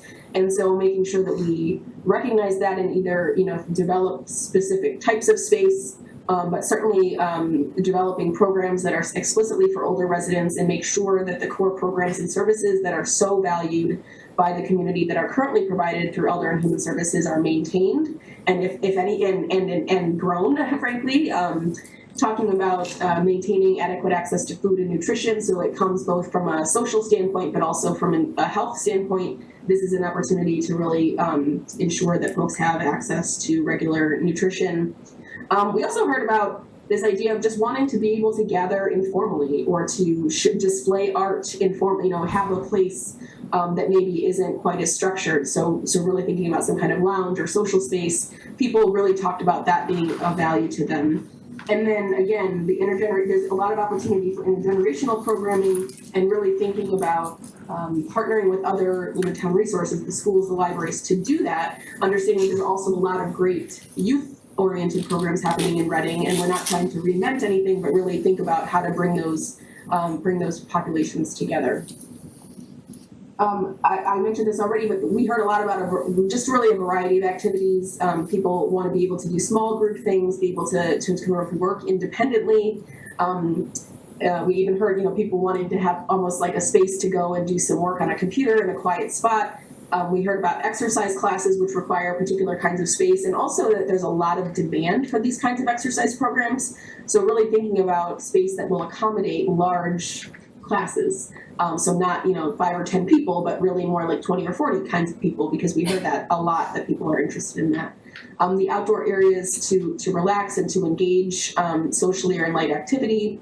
I talked about sharing a meal, and however that gets provided, whether that's a congregate meal or a cafe style area, or bringing in food from other places, but this idea of having a place to gather for a meal was important. And I mentioned already the informal gathering. We recognize in all of this that in order to make all of this work, there's going to need to be sufficient capacity to meet all of these new kinds of programs and spaces and interests. And so in addition to the staffing levels, which obviously have to be addressed, also just thinking about the sort of capacity of the physical space. So really addressing some of the major issues that the Pleasant Street Center has now, but also just thinking about a place that's really relevant for the current time that we live in. So this idea of the large rooms that can be divided up into multiple rooms, but also thinking about classroom settings, having those so that people, we heard about lifelong learning. So having the technology for people, I'm thinking about myself right now, being able to zoom in and make a presentation, or have people who are not able to leave their home, whether it's bad weather or illness, being able to participate virtually, really making sure that that's baked into the plans. And then, private space for staff and for residents to have one-on-one conversations and have appointments with staff. We heard a lot about that's a real challenge right now at the Pleasant Street Center, and it's also being met with, we heard a lot about the demand for those kinds of human and social services, people looking for information and referral, and wanting to have those conversations in a private way. And then I mentioned, I think what may be obvious, which is that ample staffing and appropriate kinds of positions is going to be required in order to make all of this work. So with that, I'm gonna stop and I'll ask if anyone in the room has questions. I will also just say that the final report will be delivered tomorrow promptly, and we're happy to continue the conversation. So Thanks, Caitlin. Board members, Karen. I just want to thank you, Caitlin, and your team. I do believe we sent some requests to please hurry up, hurry, and put extra pressure on you. And if we did, I just want to thank you very much for doing that for us and for your participation in this entire project. yeah, no, absolutely. Other questions? Chris? Thanks, Mark. And thanks, Caitlin. How many surveys have you been a part of since not maybe just you or UMass Boston, specifically to this the study that you just did? Well, we've as a center, we've worked with about 75 cities and towns across Massachusetts over the last 10 years. And do you have a guesstimate on how many cities and towns actually approved a new senior or community center going forward? Is it 10%, 90%? Do you have a guess? I don't have a guess. I know, one of the things about this work is that we, every town has its own goals in terms of what it's trying to accomplish with a survey like this. So in a lot of communities, they're really just interested in how their senior center can stay and become as relevant as possible and sort of attract younger seniors, and other communities are pursuing sort of age and dementia friendly initiatives. So I guess all of that to say that it's not always about sort of the tangible kinds of things, but we do hear very frequently that folks are using these data to advocate for additional staff, for other kinds of space, really using it as a tool to have conversations about how to partner with other organizations and things like that. So I don't have a percentage in terms of those kinds of outcomes, but I can certainly connect you with some references if that would be helpful. I was just curious on how the, typically with the process, do you see that other communities are receptive to this kind of, once you see the data that comes back, that it shows more likely than not someone's willing to pay XYZ, does that end up panning out in the end? Is kind of what I'm Yeah. looking for.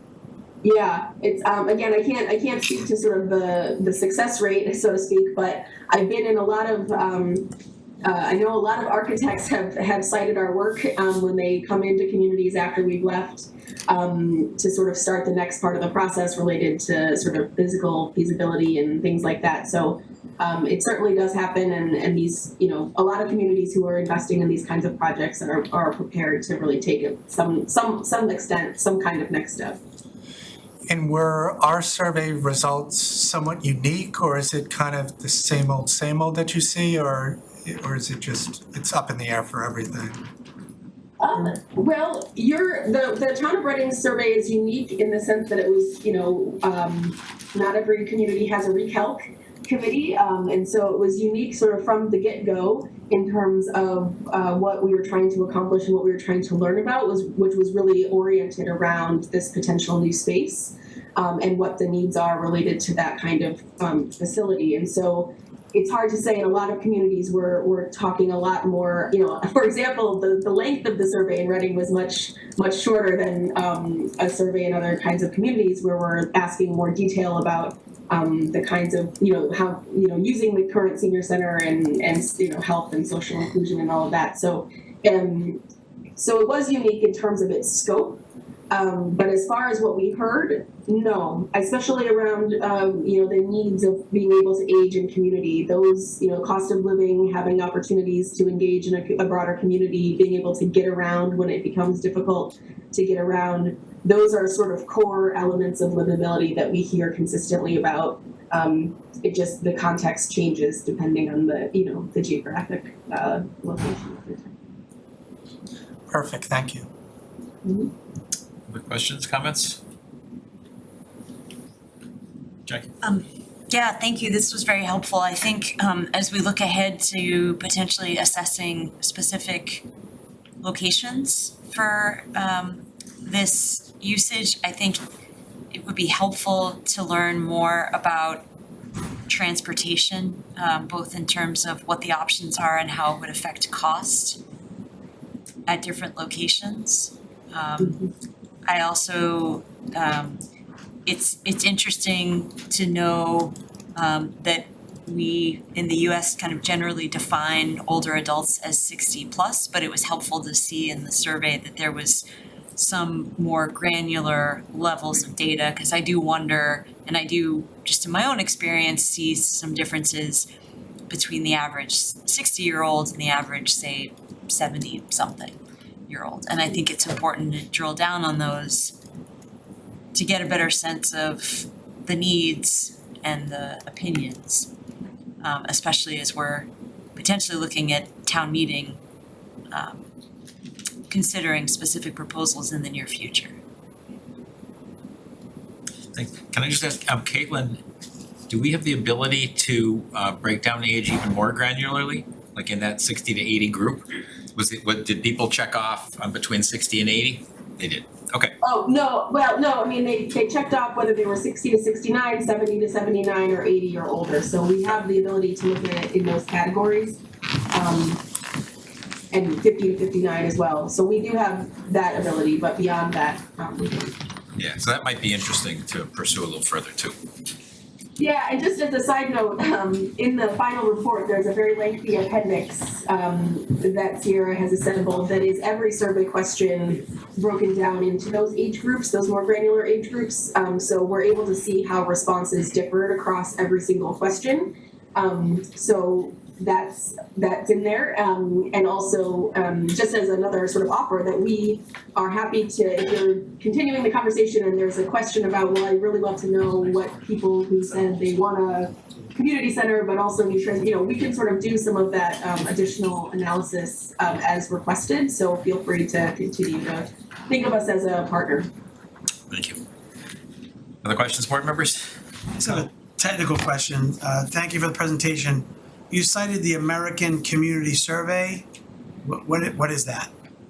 Yeah, so that is a product of the US Census Bureau. It's a survey that is conducted every year in between the decennial census. It's a nationally representative sample of Americans. It's usually done by phone, and it gives us, they use those surveys to generate estimates. And it provides a lot more detail than the decennial census, so it includes things like health and disability and living arrangements and income and those kinds of things. So a lot more detail, and it's produced every year, and that's the source of those data that we're presenting. And is there, like most surveys, not I don't want to say a margin of error, but is there 24%, or is there a range of, you could add a couple percent to each category? Well, they're estimates, so there certainly is a level of error on those, and so the 24% of the population being under age 18 is that it is an estimate, and so there certainly is that level of error. And Sierra's going to say something. Yes, just to add on, we did have the age distribution of the current town census because we mailed a postcard to every resident age 18 and older. So we compared the age distribution from the town census to the ACS estimates, and they were really pretty close. So that 24%, for example, was pretty much the same compared to the distribution for the town census. Okay, so you have that as a guide, a tool to use okay. Thanks. Great. Thanks, folks. So I think we look forward to receiving the report, and I'm sure there'll be more questions and comments that come from there. But I think this gives us a nice bit of data to work with in terms of thinking specifically about the needs that we want to address and kind of how they fit across the community. And then from Recalc's point of view, I'll speak as a member, but I think we have, between the survey and the benchmarking that we've done and some of the smaller pieces here, the focus groups, the other activities, I think we're putting together a pretty good picture of needs and kind of where we want to go. So thanks for the support. I'm sure we'll be asking for more. Yeah, and the last thing I'll say is that you have you have about 1,400 residents who are now paying attention to this work, and so I think they've completed a survey about it, and now they're going to want to hear what's next. So I hope that it continues to go well for you all, and certainly stay in touch. Awesome. Thank you very much, folks. Thank you. Thanks. Thanks. Members, do we want to take 5 minute stretch? And then we'll come back and dig in with Sudeshna and Vision of Equity and Social Justice. So we will take a recess, come back at 5 minutes to 9.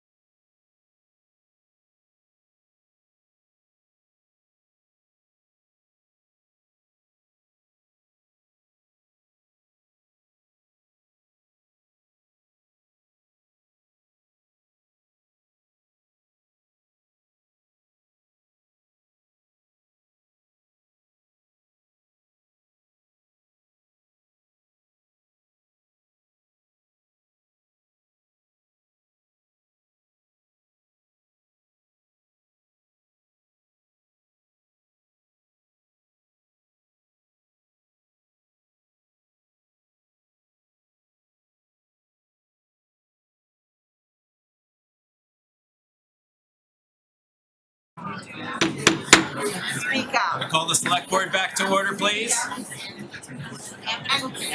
So folks, we have, I'm gonna call back to order. We have a few more seats around the room if that helps. There's also a second room available. So whatever you're more comfortable with. It's wonderful to see this turnout. So let me introduce Sudeshna Chatterjee. So actually, you should introduce yourself. Should I take it away? Please, all yours. Thank you, Mark. Thank you, members of the select board for giving me this opportunity here today. I'm Sudeshna Chatterjee. I am the Director of Equity and Social Justice. As you all might know, I've been in this role since March 2022. And so I thought I'd come and share a few updates about what my office has been up to and how we are establishing the foundations for this role and this office here in Reading. Before beginning, I think there's supposed to be a PowerPoint, is that? Yep. Caitlin, can you bring up the PowerPoint, please? Nice to see you, Tom, on the screen. Hi, everyone.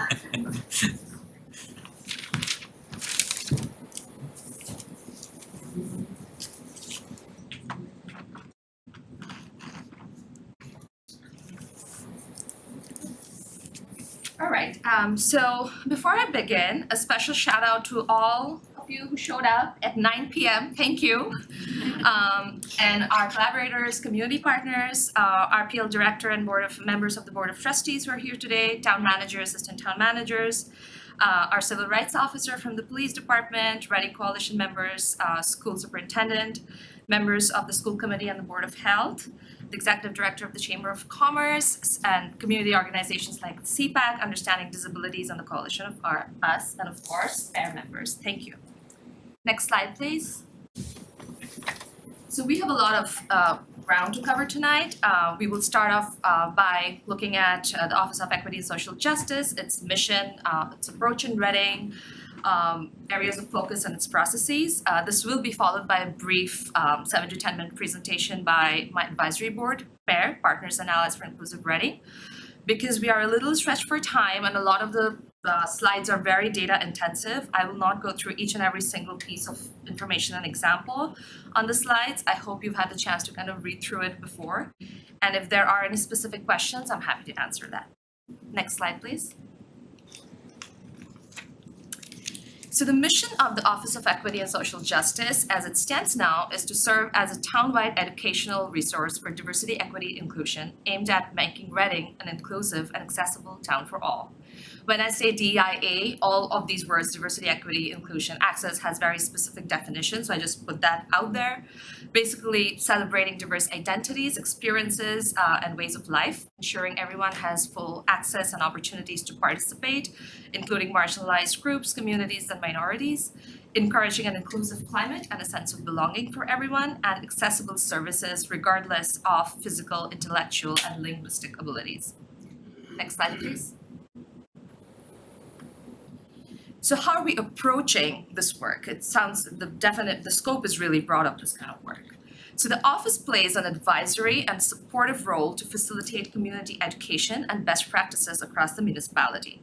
This is not an enforcing position, it's rather a community education resource. It supports the work of all other town departments, employees, and leaders, and I work as a point person to advise on inclusive processes and practices. Next slide, please. Diversity, equity, inclusion, access positions are not new. They've kind of been around since the 1960s. And so there are what is known as best practices, commonly acknowledged effective measures for doing this kind of work. With that view in mind, I have identified 5 best practices that guides this work in our town.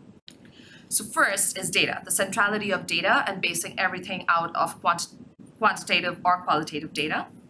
Secondly, defining the scope of this office broadly, that spans a number of issues, but also balancing that with strategic prioritization. So prioritizing issues based on several factors such as immediacy of community needs, the availability or the non-availability of other alternative dedicated town resources to avoid duplication. Third, collaboration through establishing new relationships and strengthening existing partnerships. I also firmly believe that equitable processes lead to equitable outcomes, so spearheading inclusive planning processes in collaboration with different town partners and organizations. And lastly, assessing progress and gathering feedback on a continuous basis and then redirecting as needed. Next slide, please. The charge of this office and my role has four areas of focus as of now. So educational events and programs, resources and advising, partnerships and relationship building, and networking and professional development. In the following slides, I will share how we are defining each of these and measuring each of these with some specific examples. So in short, the KPIs or the key performance indicators of this position are derived from progress made along each of these parameters. The following slides will have a lot of examples. It's also not an exhaustive list, so if you don't see something in there but you know that's happening, please feel free to raise that. Next question, next slide, please. So first, a bulk of what I do, a key goal of my office is to offer educational events and programs with the objective of humanizing, celebrating one another, and encouraging civil dialogue and education around various issues of diversity, equity, inclusion, and access. There are 4 ways in which I implement that. So my office spearheads and plans to organize annual town events. For the year 2022 to 2023, we are going to stick with 4. So we've completed 2 of these and 2 of them are coming up the new year. I also provide supplemental support to other broader community events or DEI-themed events in town. So not essentially leading charge, but kind of co-planning with town stakeholders. Thirdly, I'm engaged in designing a model for community education programs. So as many of you are aware, we launched the Reading Reflect series, and for the first session, we partnered with the Reading Police Department and Reading Coalition. And I foresee having at least 3 to 4 such programs each year. So we're planning one upcoming in spring of 2023. All of these sessions, a lot of intentional planning goes on behind them, and the whole idea here is aimed at civic education around issues that kind of come up in municipal government. And lastly, providing program design and support to other departments, other department heads, and other program directors, etc. Next slide, please. Another key goal of this office is to advise community members on matters related to diversity, equity, inclusion, access. And I act as a resource person for town employees and for leadership. For successful DEIA implementation and practice, it has to be integrated across the spectrum, across all departments and divisions. I'm not going to go through all these examples, but as you can see, there are 3 broad kind of strategies that I work with. So workforce development and staff training, primarily pertaining to town employees, program and process review, and expanding ways to increase community engagement through community outreach and then allowing for community input. And then there are 3 major stakeholders that I work with. Of course, my organizational home, the Reading Public Library, several Reading Town departments, and the Reading School District. The ones that you see highlighted in red are things that we've kind of completed. And then, of course, the bulk of the initiatives are just either beginning to happen or they're in process of being planned. At RPL, in Reading Public Library, we have a lot of very skilled programmers. So the bulk of my advising work there primarily focuses on, access, community engagement processes, interdepartmental communication, and so on and so forth. With town and schools, the primary focus remains on either program advising, community outreach engagement, and creating a space for town and school leadership and personnel to kind of converge around DEIA issues in town. Next slide, please. The third objective is partnership and relationship building. It is the part of my job that I enjoy the most. The goal here is aimed at building bridges to connect all voices in meaningful and civil dialogue while also strategically amplifying marginalized voices. That started with PAIR, Partners and Allies for Inclusive Reading. I'm not going to go into too much details about PAIR because we have a presentation, but it is a community-wide nonpartisan space where we converge for learning and for civil dialogue. Another way in which I implement that is by identifying stakeholders, initiating conversations, and then proposing collaboration ideas. And that again spans town departments, community organizations, nonprofits, student groups, parent networks, the sport community, etc. I also brainstorm ways to create connection spaces for collaboration and learning. So much of this work is about connecting people to one another, community education, community healing, and so leveraging that as a strategy. And lastly, connecting pair volunteers to already existing some amazing town resources. And I do want to give a huge shout out to Reading Cares, Reading Food Pantry, the Burbank, Rotary and Land Club, and sports organizations. Next slide, please. So this is just a kind of very broad overview of some active collaborators, either with my office or through PAIR. Many of them work with me through PAIR.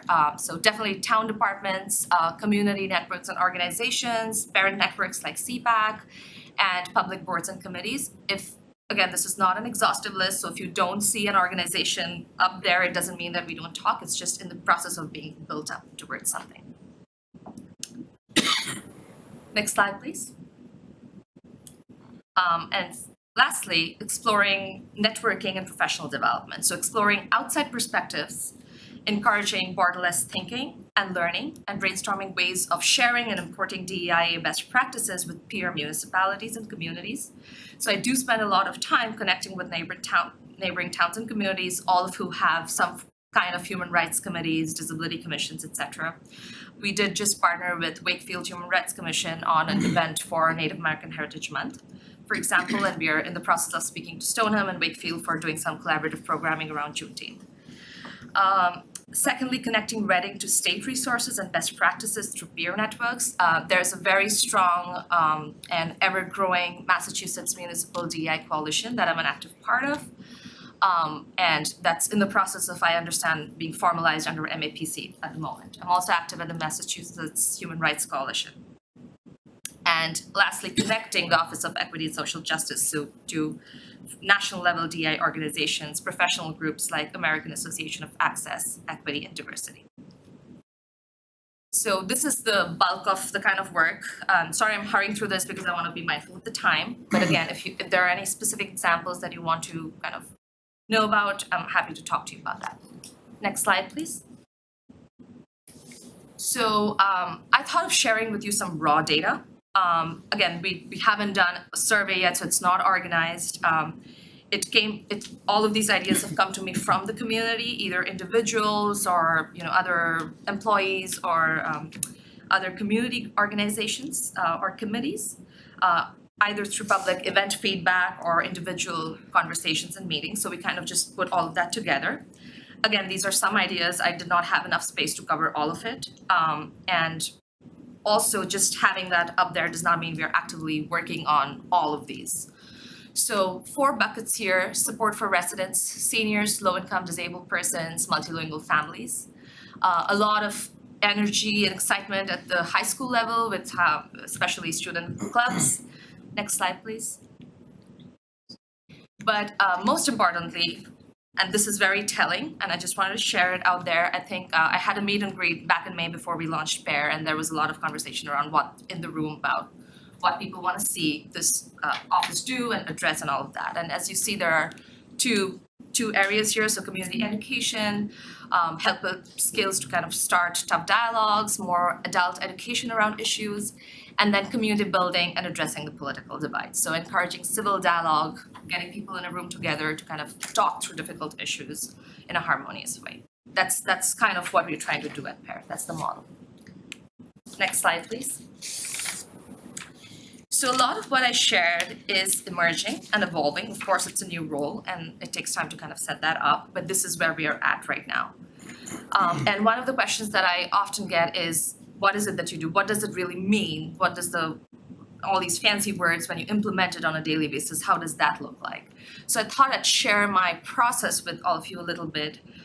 So before we jump in and start planning events or programs or partnering with different departments, what does my process look like and how do I go about that? So like I said, centrality of data. So we start with data. I document ideas, suggestions, feedback as data from the community, of course, maintaining confidentiality. This can come from multiple sources. So this can be something that a resident or a group of residents brings to me during community office hours, or it can be something that a department head or a program director calls me about or runs past me. Once I have that information, and if I think it's feasible to work on that, I will work on identifying existing stakeholders and subject matter experts in town to kind of get that too. Like I mentioned, a lot of DI work is very collaborative. I will then sit down with these stakeholders and identify if there is interest to collaborate. Till about now, no stakeholder or department head has told me there's absolutely no interest. So that's good. And then we sit down and think through what are the short-term goals we're looking for, what are the long-term outcomes, and then how do we really work through addressing this concern or this need. That will come with some kind of like a feasibility analysis. So, everybody's busy, we have staff shortages, so we keep it real. And sometimes that's very simple as just picking up the phone and creating some kind of working group to brainstorm together. It could be to write a grant, et cetera, et cetera. So there are very many ways of kind of addressing the need. And once we do get some kind of confirmation that there is interest on part of departments, employees, the community, I will work to collaboratively develop plans and programs, which then we will implement and gather feedback on. So that's my part of the presentation. Next slide, please. With that, I want to we have this. So 2023, a few things that we're looking forward to, and I shared events. Apart from events, there are other program conversations that are happening. So of course, Martin Luther King Day, we've been working on planning that. Everybody's invited, please come. I'm sure the students would really appreciate it. And another event in April, hopefully with our partners at CPAC and some student clubs, so Autism or Neurodiversity Acceptance Month. We did just get a community compact grant to do a townwide DEI needs assessment, so I will be overseeing that initiative, and we're in the process of sending out RFPs, I believe, but I don't think we're gonna get that going before January. And before I hand off to Pear, we have a holiday social on December 16th. Everybody is welcome. Please RSVP if you're interested to come, and you can bring your family, friends, and kids. So with that, I'll hand off to our civil rights officer, who has our liaison with the police department, Pat Silva, who has been an absolutely amazing partner to kind of start off us with Pear. Next slide, please.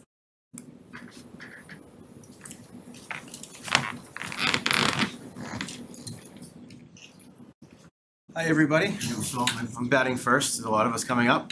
So Sadeshna obviously did a really good job of already introducing what PAIR is.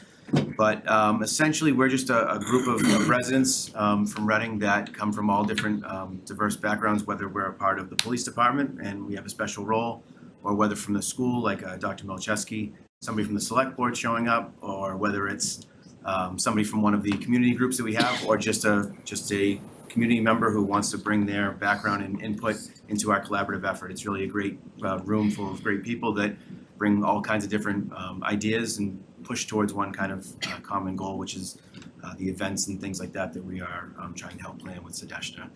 We're just trying to set that foundation of empathetic listening, mutual trust and learning, humanizing one another.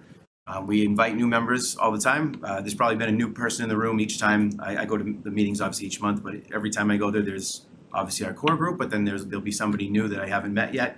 It gives me an opportunity to meet somebody new from the community for one reason or another. We've identified obviously short-term and long-term outcomes and goals and things like that. Opportunities for different partnerships throughout the community.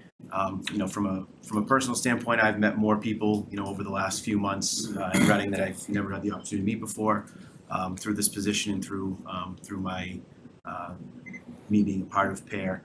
And it's just been a really positive experience for me, both as a civil rights officer, but really more just as a Reading resident and a father and a husband and like that for somebody from Reading. So I encourage anybody who hasn't come to a meeting yet to come. You'd be very surprised at who's there. We have a retired police chief that's there just about every month with us, and some other people that I think you'd be surprised to see at a PAIR meeting unless you came and saw what we are doing there each time we meet. Ready? Thank you. So we're gonna go to the next slide. I'm Angela McIntosh. I'm a volunteer with PAIR. And I'm just gonna speak a little bit about how our work is organized and what we're focused on. So PAIR is now 7 months old. We've had roughly a meeting every month. And now that we've established some structure and goals. At the bottom of this slide, you'll see events, programs, and behavioral/policy shifts. Those came from the community suggestions that Sudeshna talked about earlier and had some slides about. And so those are the sort of deliverables and activities that PAIR is working towards and working on. And we do that as 3 different working groups. You'll see education, resources and partnerships, and the communication working group. The education group is in charge of assessing educational needs of the group and of the community, and also developing and providing educational resources and program ideas. The resources and partnerships group is in charge of identifying stakeholders, as well as potential partnerships and resources in the community. And the communications group is in charge of developing PAIR's communication strategy through things like social media and the monthly newsletter. And then next, I think Michelle is going to go into some more detail about upcoming events. Thank you very much, Angela. Hello, I'm Michelle Klopper. I'm a Reading resident and a member of PAIR. And I'm delighted to be here tonight and see so many folks. And so I have the opportunity to talk a little bit about area of focus of what PAIR's interests are for 2023. And just to know is that there are the 3 working groups that Angela spoke about: education, communication, and resources. And to be able to understand how those groups work together, think about it in the context of some interests we have for next year: Autism, Neurodiversity Acceptance Month, Pride, and Juneteenth. So the education group is looking at what are our learning goals for these events, and what are some ways that we can get people in the community who may not be aware or have been involved in the past to be interested in saying, oh, let's learn more. I'd like to just hear some more about that. The communications group is looking at what is our communication strategy, which I think if anyone ever figures out a good communication strategy to reach everyone, whoa. Let us know too. That is a tall order, but we have a group that's focused on that. And then how should we disperse this information? As we're talking about, there's the digital world, there's a hard copy world, there's the word of mouth. There's just so many different ways to do it. And then the resources working group. Who is our targeted audience and attendees? Who are we looking for? And who should we be partnering with? Because we realize we only know what we know within PAIR. We need to find other people because everyone in this room and everyone in our community brings something else to the conversation. And we need to have it all to be all of our best and for it to be us as a community. So that's also a very tall order. This work is very fluid. This is where we're at 7 months. And we know that it's going to change. And so if I look at these 3 groups, this kind of reminds me of a Venn diagram. Each group has its own work to do, but there's a big collaborative overlap. And sometimes I'm anticipating that might shift a little bit as far as how much the groups may intersect on a particular topic. But it's an exciting time for us as a community, and we should all, I hope that you all help embrace this work. Thank you so much. Next slide.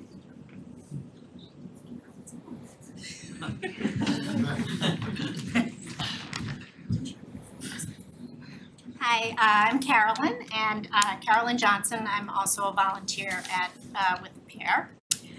So the next 3 slides are going to show how some of these goals can translate into outcomes and ideas. For example, the education working group identified the learning goals in the 2nd column, you'll see, and the engagement models in the 4th column for Neurodiversity Month. I'm not going to read through them, I'll just give you a second to get them.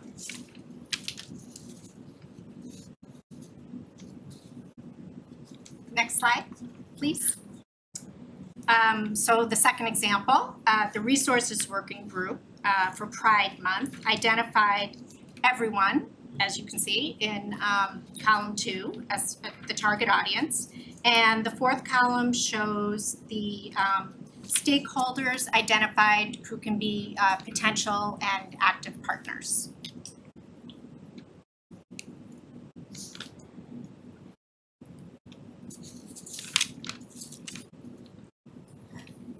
Next slide, please.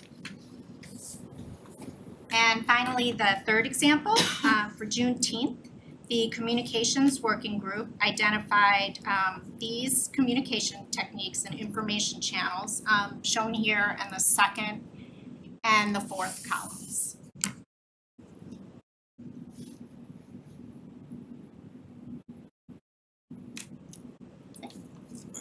Next slide.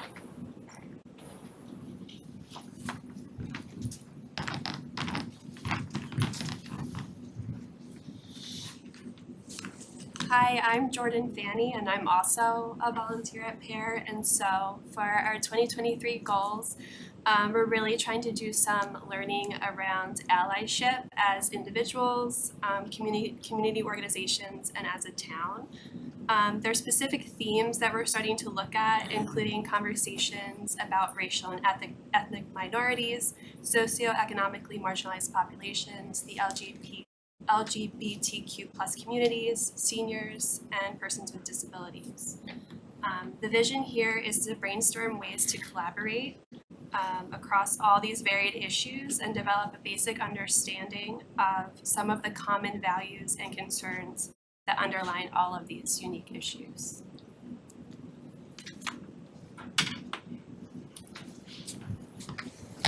Next slide, please. Thank you PAIR volunteers again for being there at 9 p.m.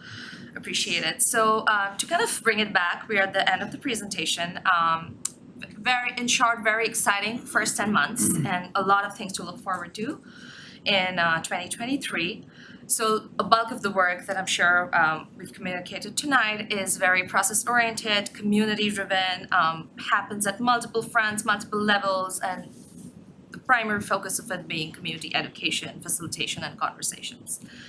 I've done this presentation in some form or the other for, I think this is probably my 4th time in doing this, and so I like to end it on a very proactive note with ideas of engagement. And these are some ideas for engagement with the select board, should it be of interest to all of you here. Again, these are examples, it's not an exhaustive list, so if you have ideas and you don't see it in there, I'm happy to have a conversation about it. This is also not a do or die list, meaning that, it's not an imposition. So these are just some ideas that we are throwing out there right now. Much of this work is about being equitable and inclusive in terms of processes. So regardless of personal choices, decisions, voting, that aside, this is mostly about the process and the learning around the process. As I emphasized throughout the presentation, my office is an educational resource. It's based out of the library. That's what makes the most sense. And just like as you would borrow books from the library or approach the local history librarian to learn a little bit about this town and its history, I am a resource available to all of you as residents and community members. And your engagement with the Office of Equity can be something as low-key as just wanting to learn about something. If you've heard about it and you want to make an informed decision, I'm there for that. A great way to do that are the PAIR meetings. It's open to everybody. I have like 70 people on that email list now. And so, it's ever growing. We take advantage of the fact that we're not a public committee, so we have a lot of flexibility. So feel free to come to that.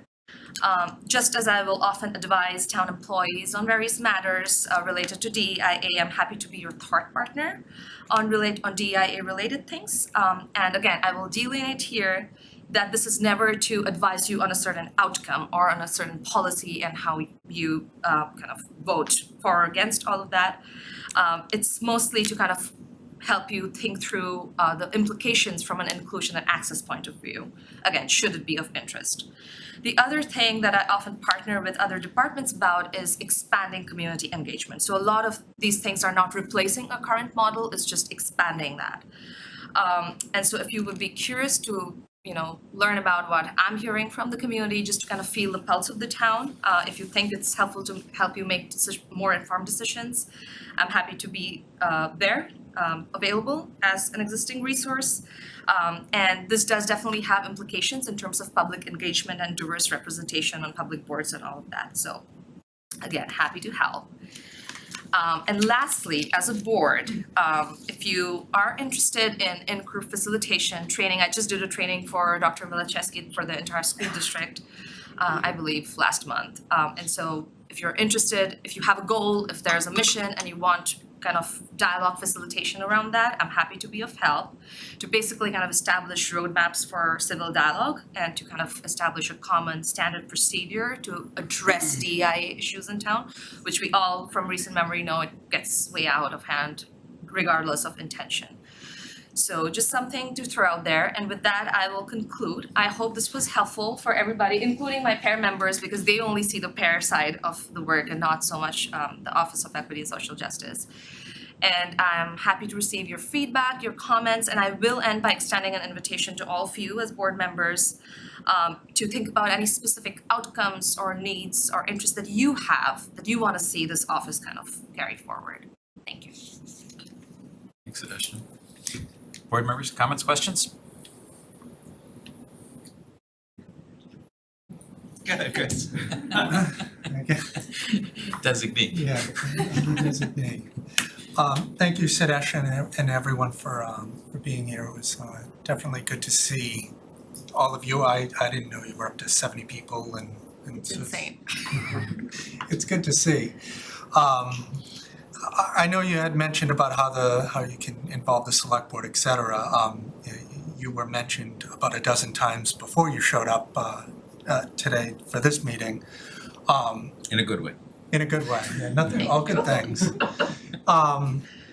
So I guess from that standpoint, there was a sign thing that was drafted by town council on how we're gonna be doing the inclusivity in town, et cetera, for the display that's going out there. Did anybody involve you in that process? No, I read it from actually Bob's article, but the way I understand it, it was legal. So the thing with the holiday display, which is why I've shied away from advising on that, is because it's a legal thing and I'm not a lawyer. So, but if there are, like I worked with Fidel on the Bill of Russell Proclamation, for instance. So if there is scope to kind of do that, I'm happy to help. But I would think it would be helpful to keep legal counsel because we don't want the town to come under any kind of. No, I just think that it would be helpful for you to review something like that and just give your own feedback because, obviously, the legalese that Ivrea and whatnot has to deal with, there's still a town side and a personal touch that you might be able to contribute to what you've seen. You might think that some of words in here would be bothersome to some people, but not, and Ivrea would take your feedback, et cetera. I would feel more confident going forward if these kind of languages were gonna be put out there, that it would just be run past you. Not everything. Yeah. Just something that is becoming a statement on behalf of the town. I know you're at the library, but still it would be refreshing to know that it was given a once-over by you. Only because, like I mentioned, I believe that you're here for all the right reasons. I'm happy that you're here. But I would like your input on some things, not everything. Happy to. So, thanks, and I am one of the people who have been suggesting that there could be some great opportunities to work together with this board and with your office. A couple of specific things. So we had an agenda item, I think, last week. Was it last week or 2 weeks ago? I forget. Whatever. In the last 2 weeks, we had an agenda item. Thinking about how we can think about inclusion as it relates to maybe a mission, but thinking about the government, the things that we're going to stand for, thinking even more specifically about holidays and things like that. And I think the board if I'm reading the board correctly, we're ready to engage in a discussion. And your offer to facilitate, I think, would be wonderful. I think that would help us get started and think about, make sure we're thinking about the right things as we start to put together our own policy for what that's gonna be. So I think that would be awesome. And as you mentioned, Bill Russell, as long as we're here too, the board has done a proclamation, and I think we talked about a celebration, and I don't think we've taken it any further. And maybe that's something we need to think about also, and maybe there And his are birthday, ideas.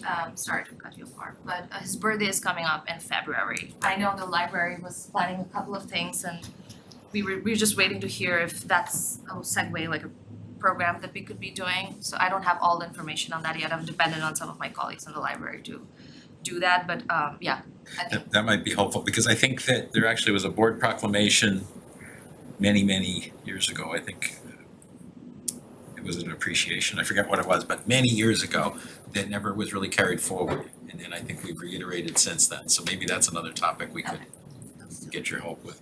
And I would love to see us working together. I think there's a great need, great opportunity. I love that there are 70 people. I come when I can. I apologize, it hasn't been so good lately. 70 people don't show up. I just wanted to clarify that. Probably 15 on a really good day, but it's a good way to keep people informed, I think. Yeah, and for board members, it's interesting too, because where those three groups are set up, I've been more of a floater. And maybe that's where the opportunity is, to have a chance to kind of see each thing and experience each thing a little bit.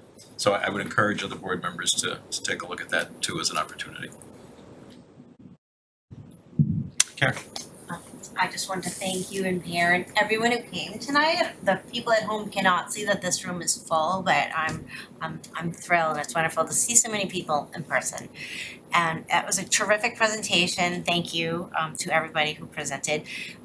So you've been here for 10 months. I just want to say thank you. You've accomplished a lot in not a lot of amount of time. And I know you had to go out and meet lots of people in lots of areas of the community, so I know you've been working really hard. And I've appreciated seeing you at so many events as well. You've been very highly visible, very engaged member of the community, and I appreciate that. And yes, I'm all on board for you working with the select board in the future. Thank you. I also want to add to that, like I keep saying, this is collaborative work, so, you know, a lot of people have really been great supporters, and so many of them are in this room, Pat Silva, Fidel, Jean DeLeos, of course, my boss, Amy, so it's never a single person success, so I wanna make sure I'm giving everybody their due credit for being such incredible partners. Dr. Milicheski, who's on call with us as well, so. Thank So you. Mary, Jackie? Yeah, thank you, Sudeshna, and volunteers. It's really encouraging to see this amount of activity and involvement. Looking at slide 100 in the packet with resources and advising, I felt like this was especially helpful. This is the yellow or orange, green, red to kind of see, you know, what kinds of things are either in process or planned. Could you please tell us if you know yet how the DEI Community Needs Assessment Grant will help you either with these activities or with, you know, your best practices? Absolutely. So I think, like I said, like data is really important, and we don't have any, the only data we have is like census data, and it's very broad. It's really hard to understand experiences and needs from that. So I think once we gather the data, we will get a consultant to help us through that process, much very similar to what you're doing with the senior center and with the housing production plan. That process, we pull together some community members and think through. I do think in the near future, maybe in a year or so, it would be helpful to sit down with the data and then think about strategic planning. So like I said, DEI is most effective when we kind of plug it into the town level strategic planning. I know the schools are doing some incredible work already, and the library does have a certain section on that in their strategic planning, but if we could get the data, I think it would be very helpful because it gives you focused needs. It's not just needs about, you know, racial, ethnic minorities or for seniors, so we know exactly where the needs are. So I think kind of going forward with that data, that would help in the strategic planning process. And it might help other departments and like, Town Manager Fidel to kind of think through how this needs to be integrated throughout our kind of in every way in which the town kind of organizationally functions. For my part too, I've appreciated Sudeshna's advice and ideas on the housing production plan working group, because I think it's something that cuts across a number of different populations. And I look forward to continuing to work on that. So thank you. No, thank you, yeah, I mean, Sudeshna and I have we've had some nice conversations in our office, on not a specific topic, but various topics, and this was a nice presentation.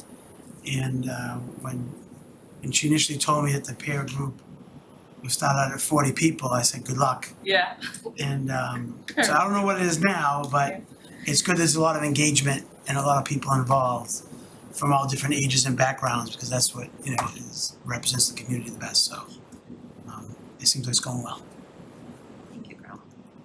So thanks, folks. I think we're gonna talk about some dates in January a little bit later tonight, and maybe we can connect and see if that could work. Yes.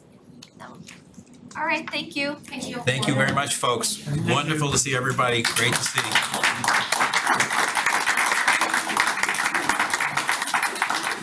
You're welcome. We're gonna do liquor license renewals and a few other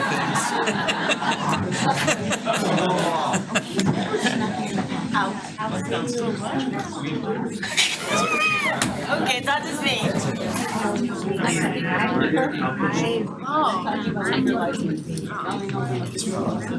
We'll just hang on for a minute and let the room. What are you talking about?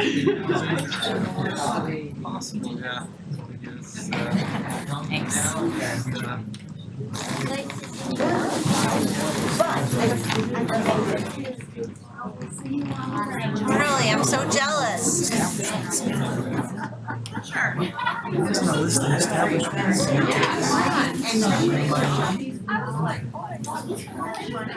in the motion.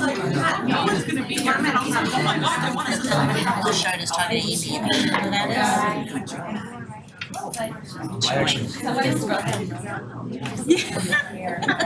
I'm getting a giant check order too. Bye. Thank you, folks. Somebody left their stuff here. Mine now. Is there a reason? That's how it works. It's not how it works. You leave it, it's mine. It's John. That's what she said. Oh, good. Hooray. Was there a permit pulled? All right, so we are liquor license. Excuse me, John. I'm sorry for them. Close the door, cause it's. This is Lynette Marshall. This is Cheryl. Anything good? Water bottle? Umbrella. Black one. So easy to get mixed up. There are cookies and coffee in the back. Yeah, I saw you eating a cookie. Yeah. I'm gonna go have one.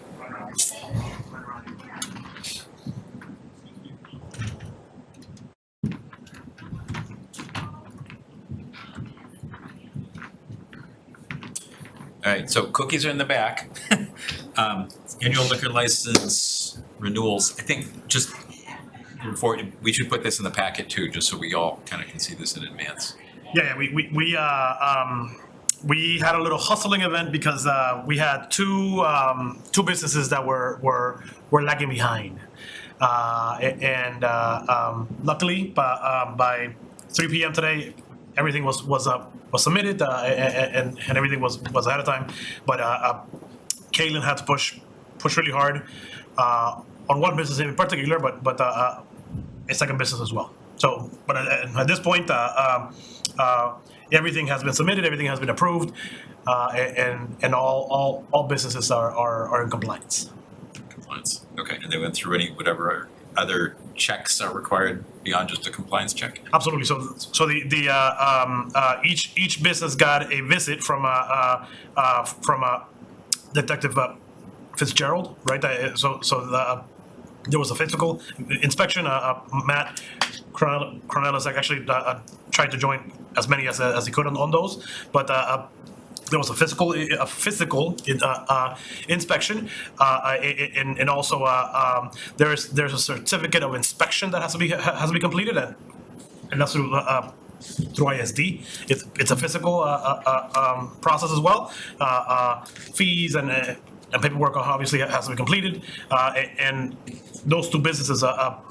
What was lagging is that inspectional services found some things in their building, and they had to fix it before today, before coming to your board today. Code compliance. Incentive. Yeah. I love Yeah, it. exactly. I love it. And we told them if you don't comply, we're Kudos, love it. off the list. It's a brave new world. And this includes, is it tips compliance where the people in the store, the employees in the store all have to have appropriate training and a certificate that is valid through the year? So my understanding is that the people pouring alcohol have to be tip certified.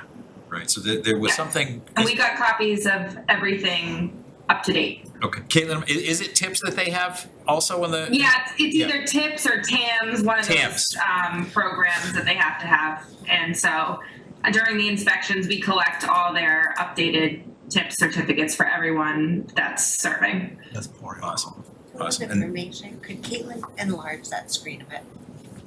could you make it a little bit larger, Caitlin? Thank you. Great. How's that? Yeah, I just wanted to see all of the entities. Thank you.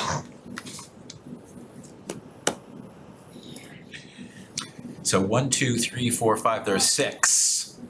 All alcohol licenses, 2 clubs. And. So the first set is package store, then club, and then go Oh, got it, okay. restaurants. Restaurants. And the restaurants be on there. Wait, can you It's please 15 hold? of the, Yeah. Yeah. it's 15, yes, So and we, then 1.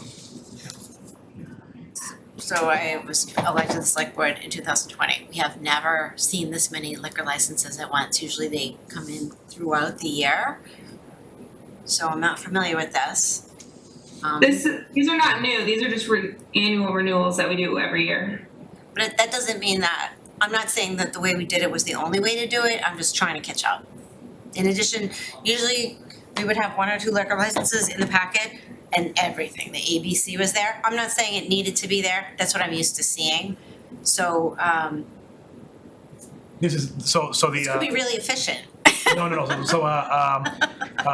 So a select board is required to vote annually to renew all liquor licenses in the town. So this is the same process that took place in 2021.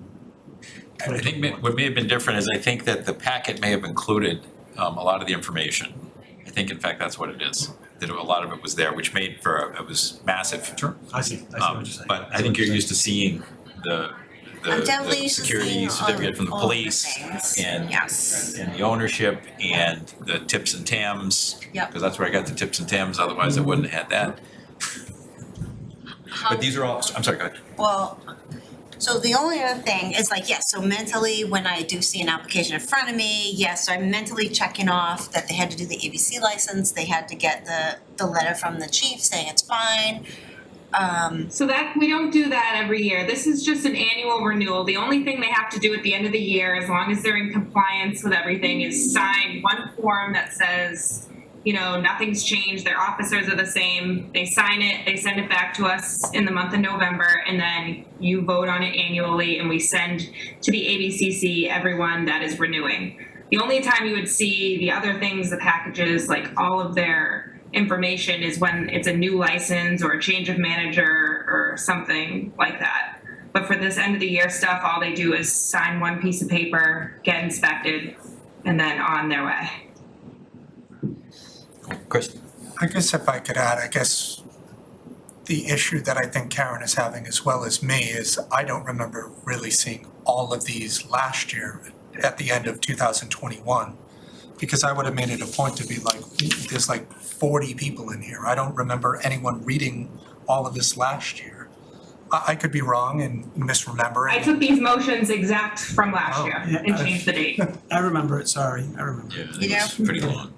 Yeah, It's rare, Carlo, that you're remembering It's true, something it's over me. rare. The This reason I is- remember it, because it's broken up into categories. Yeah. And that's the main reason, I mean, You do one motion per category is what you usually do. right. The ones that were lagging, were they package stores or restaurants? Or am I wrong? 2 restaurants. Restaurants, okay. Yep. I don't think we'll have to ask who one of them is, because we'll probably get the same answer we already think, but. No, that restaurant was on the ball. Are you able to say what the issues were that they had, not the specific restaurant? Like Yeah, what, I think so. I mean, is it something semi-small, or are we talking some critical thing they didn't do? Yeah, I think what we have seen is that the big chains, right? I mean, they got to go to corporate, right? So I mean, much, yeah. So it was Bertucci's was one of them, right? Because we were communicating with their office in Florida, and they couldn't get the managers here locally to act quickly on findings that inspectional services found on inspection, right? I mean, And they just did a change recently. they just changed the manager. So it wasn't an issue that they served alcohol to a minor or something like just paperwork. crazy? Nothing related to- It's to- all to- just clerical. All clerical stuff. Okay. All clerical stuff. And am I right, we had in 2022, did we have any compliance issues at all? We, to my knowledge, I don't think we had any in the time that I've been here. I mean, That came before us. Yeah, I don't no, think no. so. I don't remember no, anything. no, Serving the minors Is specifically? that what we're talking Yeah, about? that's my biggest no, concern. no. Okay, so that would be So my we don't- question for this. No issues, This I know. list can, if any of them had compliance issues, would they be able to sail through this if they were serving to minors and there was and the police officers could say, yes, we had an incident, are they able to sail through this process? No, if there was a compliance issue, they would have had to come before you, right? I mean, yeah, I mean, it would have been a big process. Thank you. You would absolutely remember that. You guys okay if we scroll down to Yep. the restaurant page, so we can take a But I look? wanna see veterans. Oh, yeah, sorry, yeah, maybe just go to the next category. Okay, Could I just add a clarifying sure. remark? So if somebody did serve alcohol to a minor one time, they'd come before the select board immediately? There's no like warning or whatever? I mean, I hate to answer yes or no, right? I mean, if someone is reported, right, and is found, it's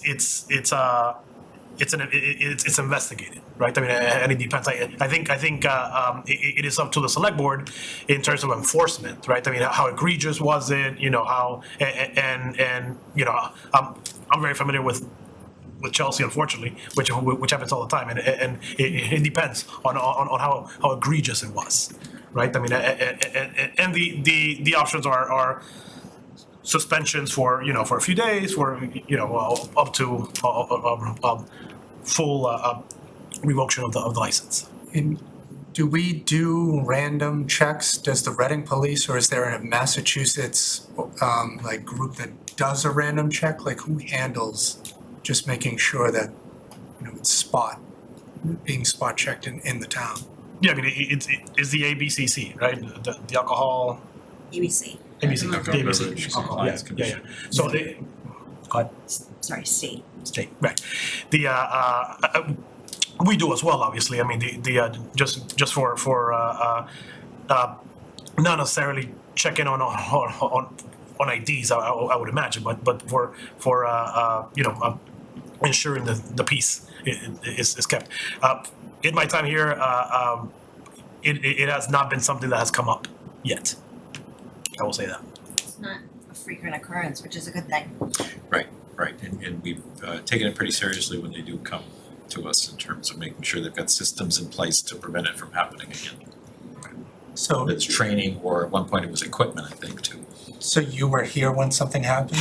You were on the board Yes. when? a couple of times, I think. 2020 something happened. Same store, right? Package store. Same store, package store. Package store.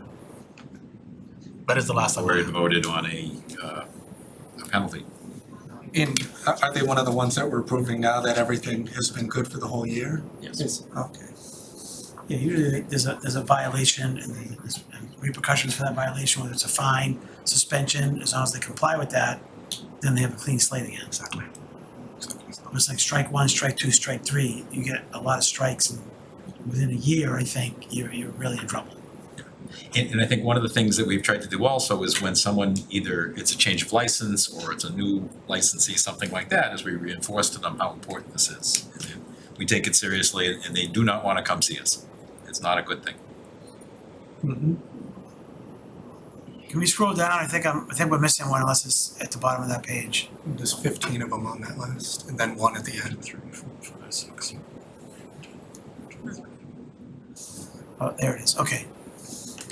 And so can you scroll up, okay, let Bob take his picture, then. You scroll up just a little bit, Caitlin? Okay, yep, so these are, okay, That's so all. all of those are all alcohol for Pouring, restaurants. Pouring, yep. Pouring, okay. So Anthony's, Capri, Venetian Moon, Chili's, Fuddruckers, Longhorn, Zuka, Public Kitchen, Boys, Facilities, Bunratty, Tucci, Mandarin, the Common District, sorry, half and half.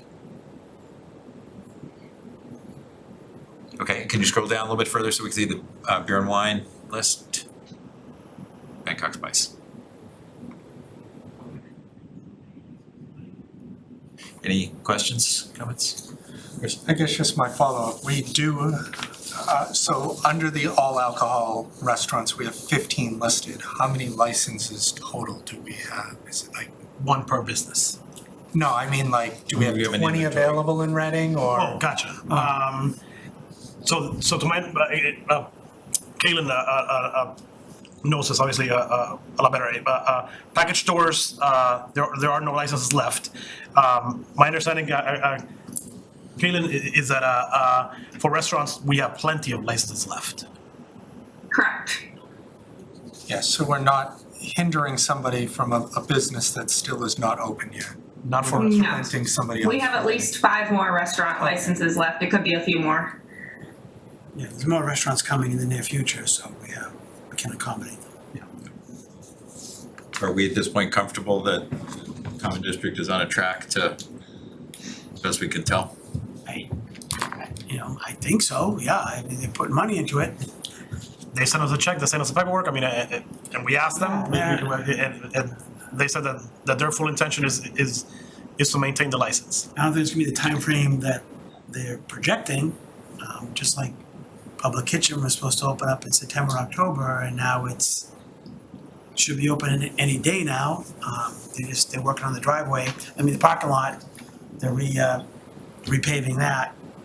And it's unpapered and looks beautiful inside, they changed it. You're in a butter, right? Yeah, it's gonna be a lot louder at my house, yep, a lot louder. Okay, any other questions, board members? Jackie? Yeah, just, this is helpful, but I think maybe in the future, even if there's like a preliminary list to include in the packet, would be helpful just to have in advance. Yeah, I think maybe what we should just make sure of is that any item that makes it, if it's on the agenda, there should be something by way of background that's inside the packet, so that we know at least what's going on. The more the better, but at least something. Sounds good? Too many items, there's not too many items that it's not obvious, but Yeah, I just pulled up the last year it was December 7th when it was approved. And it was the same day as my interview, just for the well, that's for the record. why. I was like, come on, let's finish with this, let's get on to the 172 page packet, but anyway, Yes, exactly, that's part of the problem too. yeah. There was just a list basically of the businesses. And the motions are exactly I the have a same. suggestion for next year that we make it like a quiz. And as long as one of us gets all of them, we approve. So between us. Well, between all 5 of us, we take turns, and if one of us gets every single one, then we approve. If none of us get any of them, we don't approve. Oh, I thought you were gonna say if Jackie comes up with 5 and Karen No, 5. no. thought you We were have to making know our town, we have to know, we have to know all these licenses, yeah. All right, and maybe what we should be able to do is also spell the names. of each Well, applicant. not the corporation, but at least the name of the restaurant, yeah. Bubbles.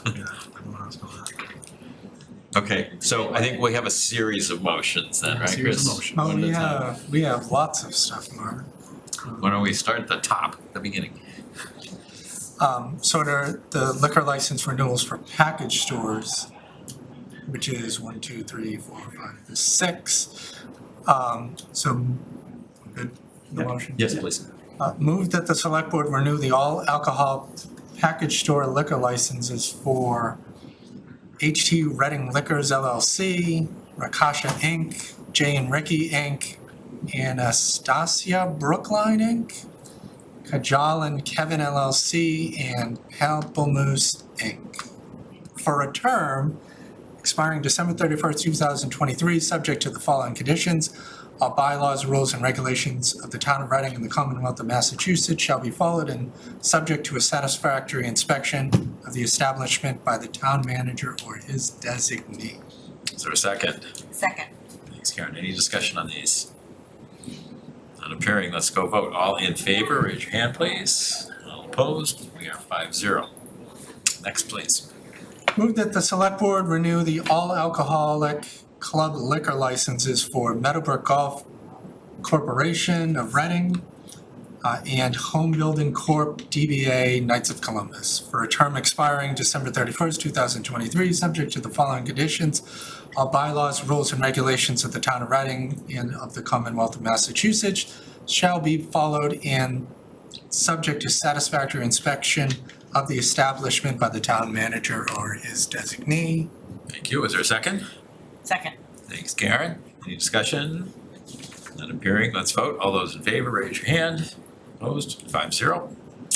Next, please, the Veterans Clubs. Move that the select board renew the all alcoholic veteran club liquor licenses for Reading Veterans Association, Inc., DBA, the American Legion, for a term expiring December 31st, 2023, subject to the following conditions. All bylaws, rules, and regulations of the town of Reading and of the Commonwealth of Massachusetts shall be followed and subject to satisfactory inspection of the establishment by the town of manager or his designee. Is there a second? Second. Thanks, Karen. Any discussion? Let's take a vote. All those in favor, raise your hand. Opposed? We are 5-0. Next one. Fun one.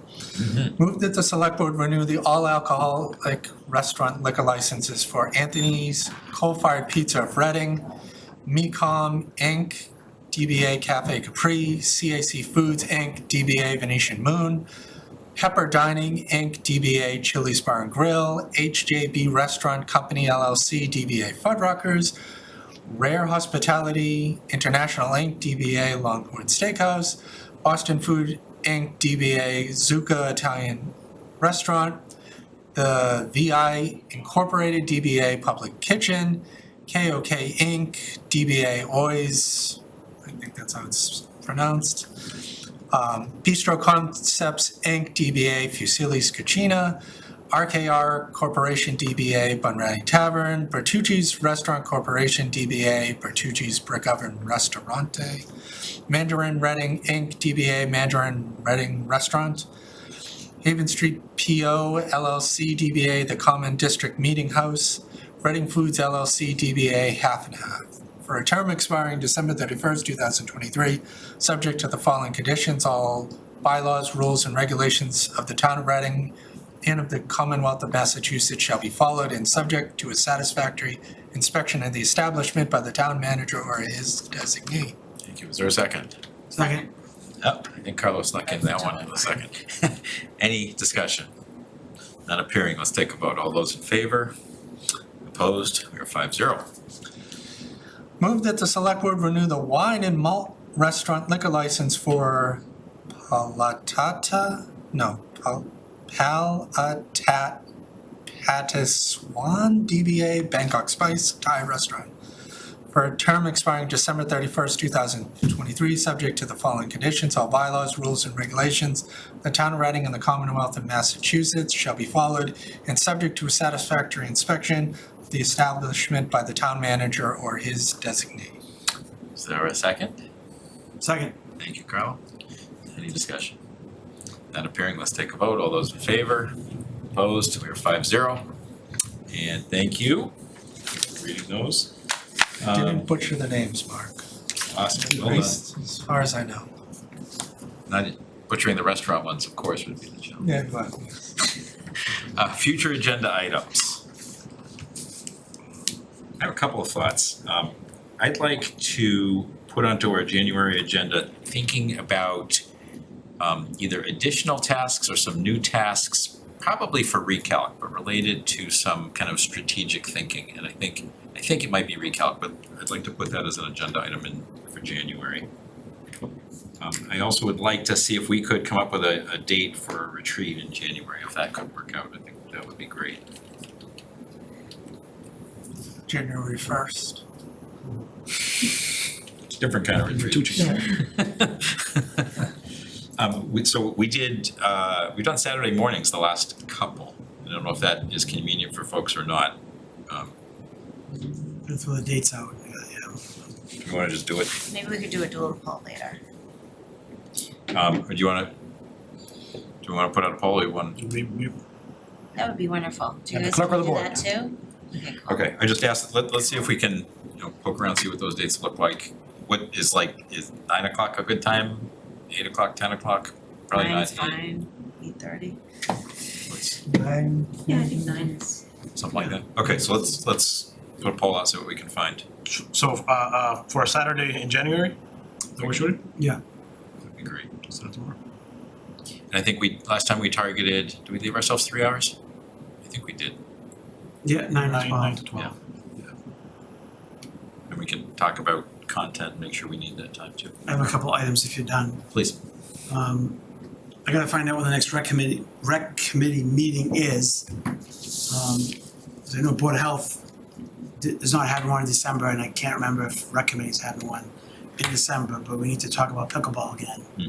And obviously, they need to talk about it first, I think. And that's kind of the, cause that's what, it's up to us and them, I guess. What to do over at Sturgis and how we, line that, I guess is the best, or reformat it. I don't think Fidel, correct me if I'm wrong, I don't think the footprint is changing at all. No.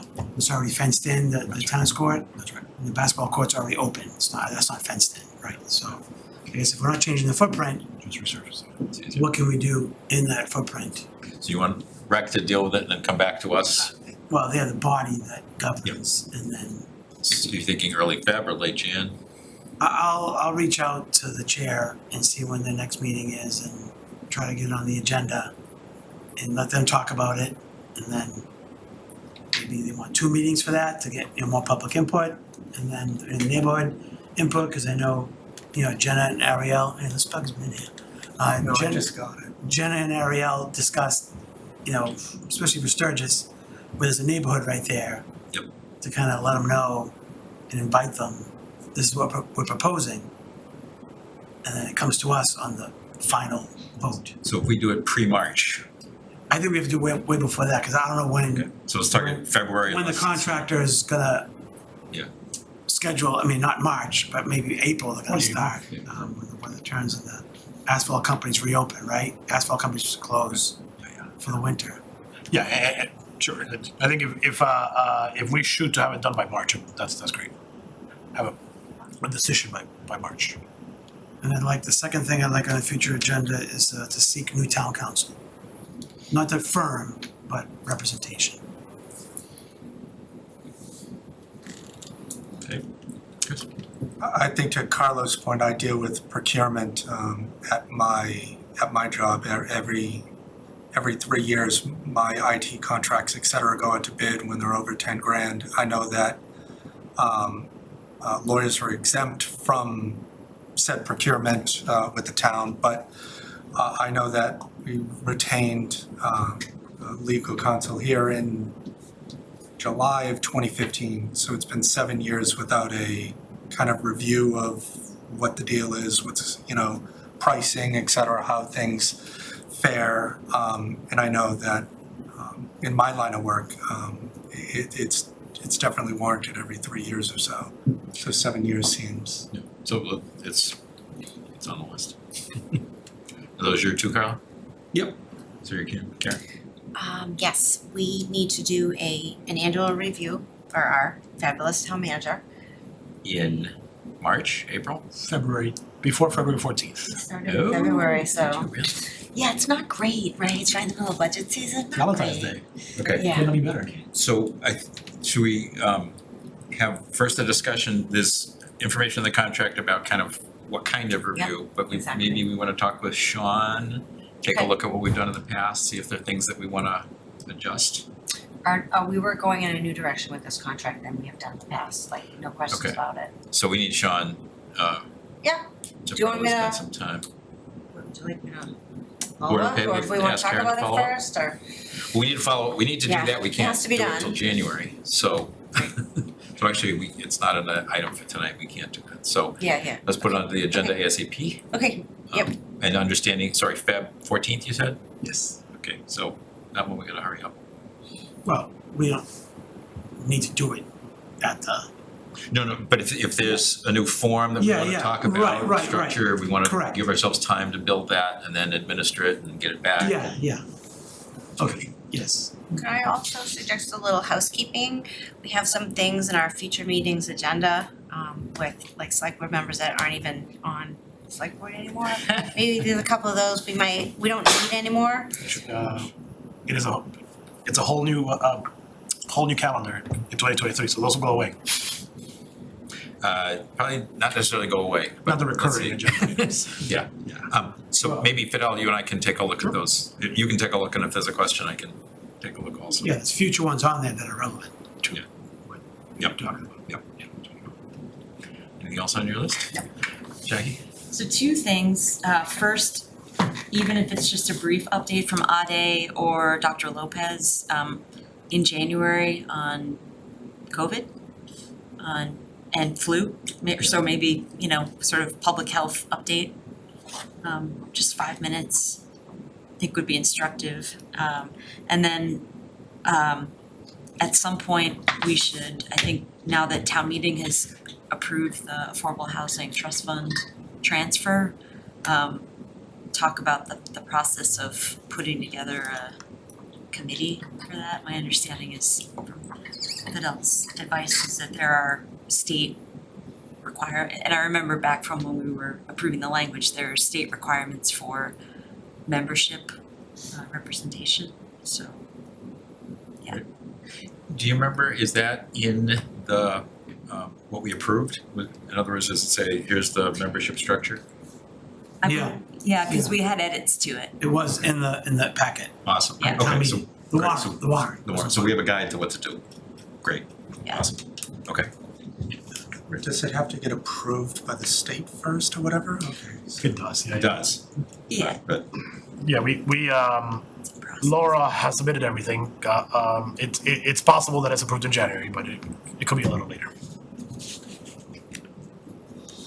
anything else? Mostly the bylaw. I just had one other, I don't know if it's an agenda item or if I just noticed it now, but it seems as if the itemized email stuff just vanished from the packet. Meaning, like, Chris responded, or you know how it used to be condensed like that? The follow-up sheet. Yeah. Literally. It was vanished. Yeah, so we had been wanting to make sure that resident questions, issues, came to conclusion. Tracking system. Tracking, thank you. Yeah, tracking with the goal of reaching conclusion on each item. Maybe we can go back and see kind of where that was and sure. Reinstitute. Yes, cause I don't, like that Excel spreadsheet wasn't good. Yeah, I mean, there may be new and different There's ideas, gotta but be I a think way it's the to make sure notion, we're not yeah, it's the notion of dropping making the sure that ball. we're following up on Yes, everything absolutely. and tracking it. excellent. Anything else? Sorry, one other that I brought up before, but just to kind of bring it up to the surface a little bit, the idea of doing some strategic planning for the town. I think it may already be on the list, but I think that that's something that it's a good opportunity for us to consider, think about how we would approach it. Internal, external, who else would be involved, committee, yada, yada.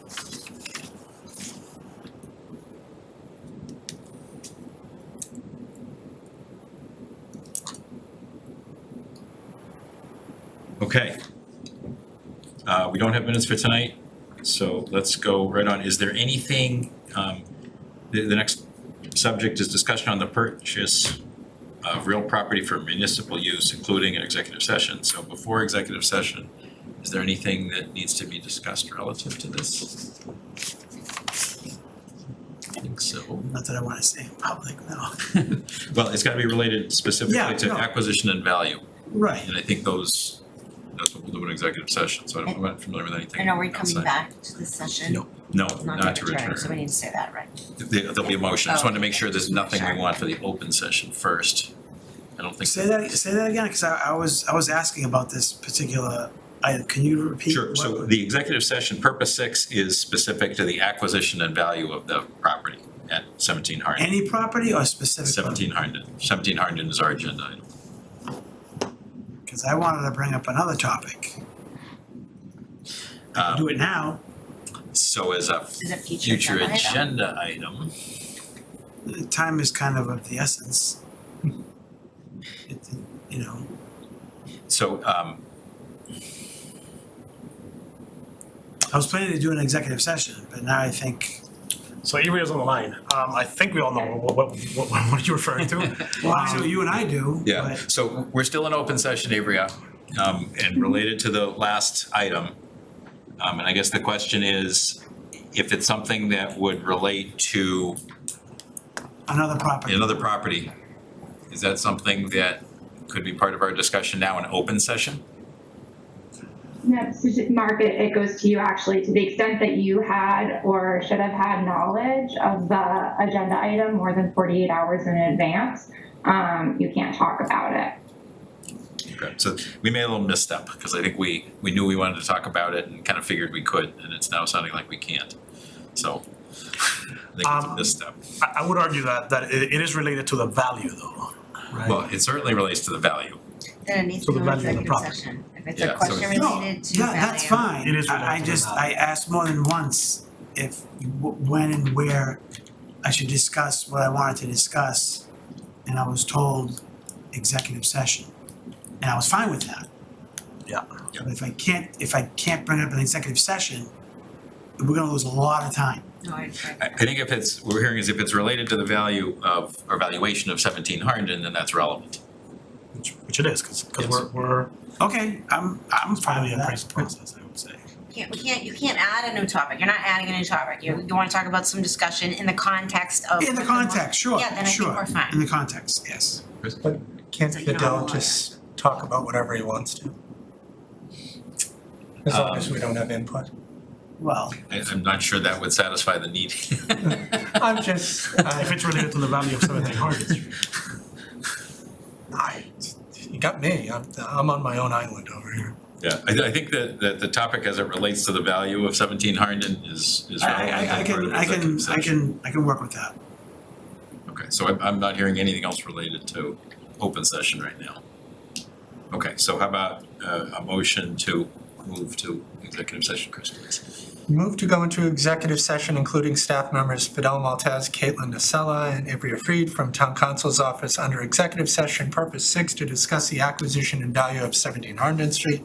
As the chair declares that an open meeting could have a detrimental effect on the bargaining position of the body, and under purpose 7, to comply with section 22 of the open meeting law, and that the board will not reconvene in open session. Is there a second? Second. Thank you. Any discussion? None appearing, let's take a vote. And we have to do a roll call? Sorry, I think it's purpose 3, not purpose 7. Oops. I have 7, but I can change it to 3. Friendly amendment to 3? Let me So just moved. double So check. moved. Okay, so moved. Give me 1 second. Packet says purpose 6. So it's 6 and, And Oh, and, okay. so just make sure we've got the right purpose. Yeah, just purpose 6, not Just purpose 6. 7. just purpose 6. So can I ask you to read one more time? Let's just be on track. Move to go into executive session, including staff members Fidel Maltez, Caitlin Nasella, and Ivrea Freed from Town Council's office under executive session purpose 6 to discuss the acquisition and value of 17 Harnden Street as the chair declares that an open meeting could have a detrimental effect on the bargaining position of the body, and that the board will not reconvene in open session. Second. Second, any discussion? Not appearing, we're all set. Do we need to roll call this one, Divya? We do. Yes, we do. Okay, very good. Carlo? Yes. Chris? Yes. Karen? Yes. Jackie? Yes. Mark, yes. So we are adjourned from open session and entering executive session.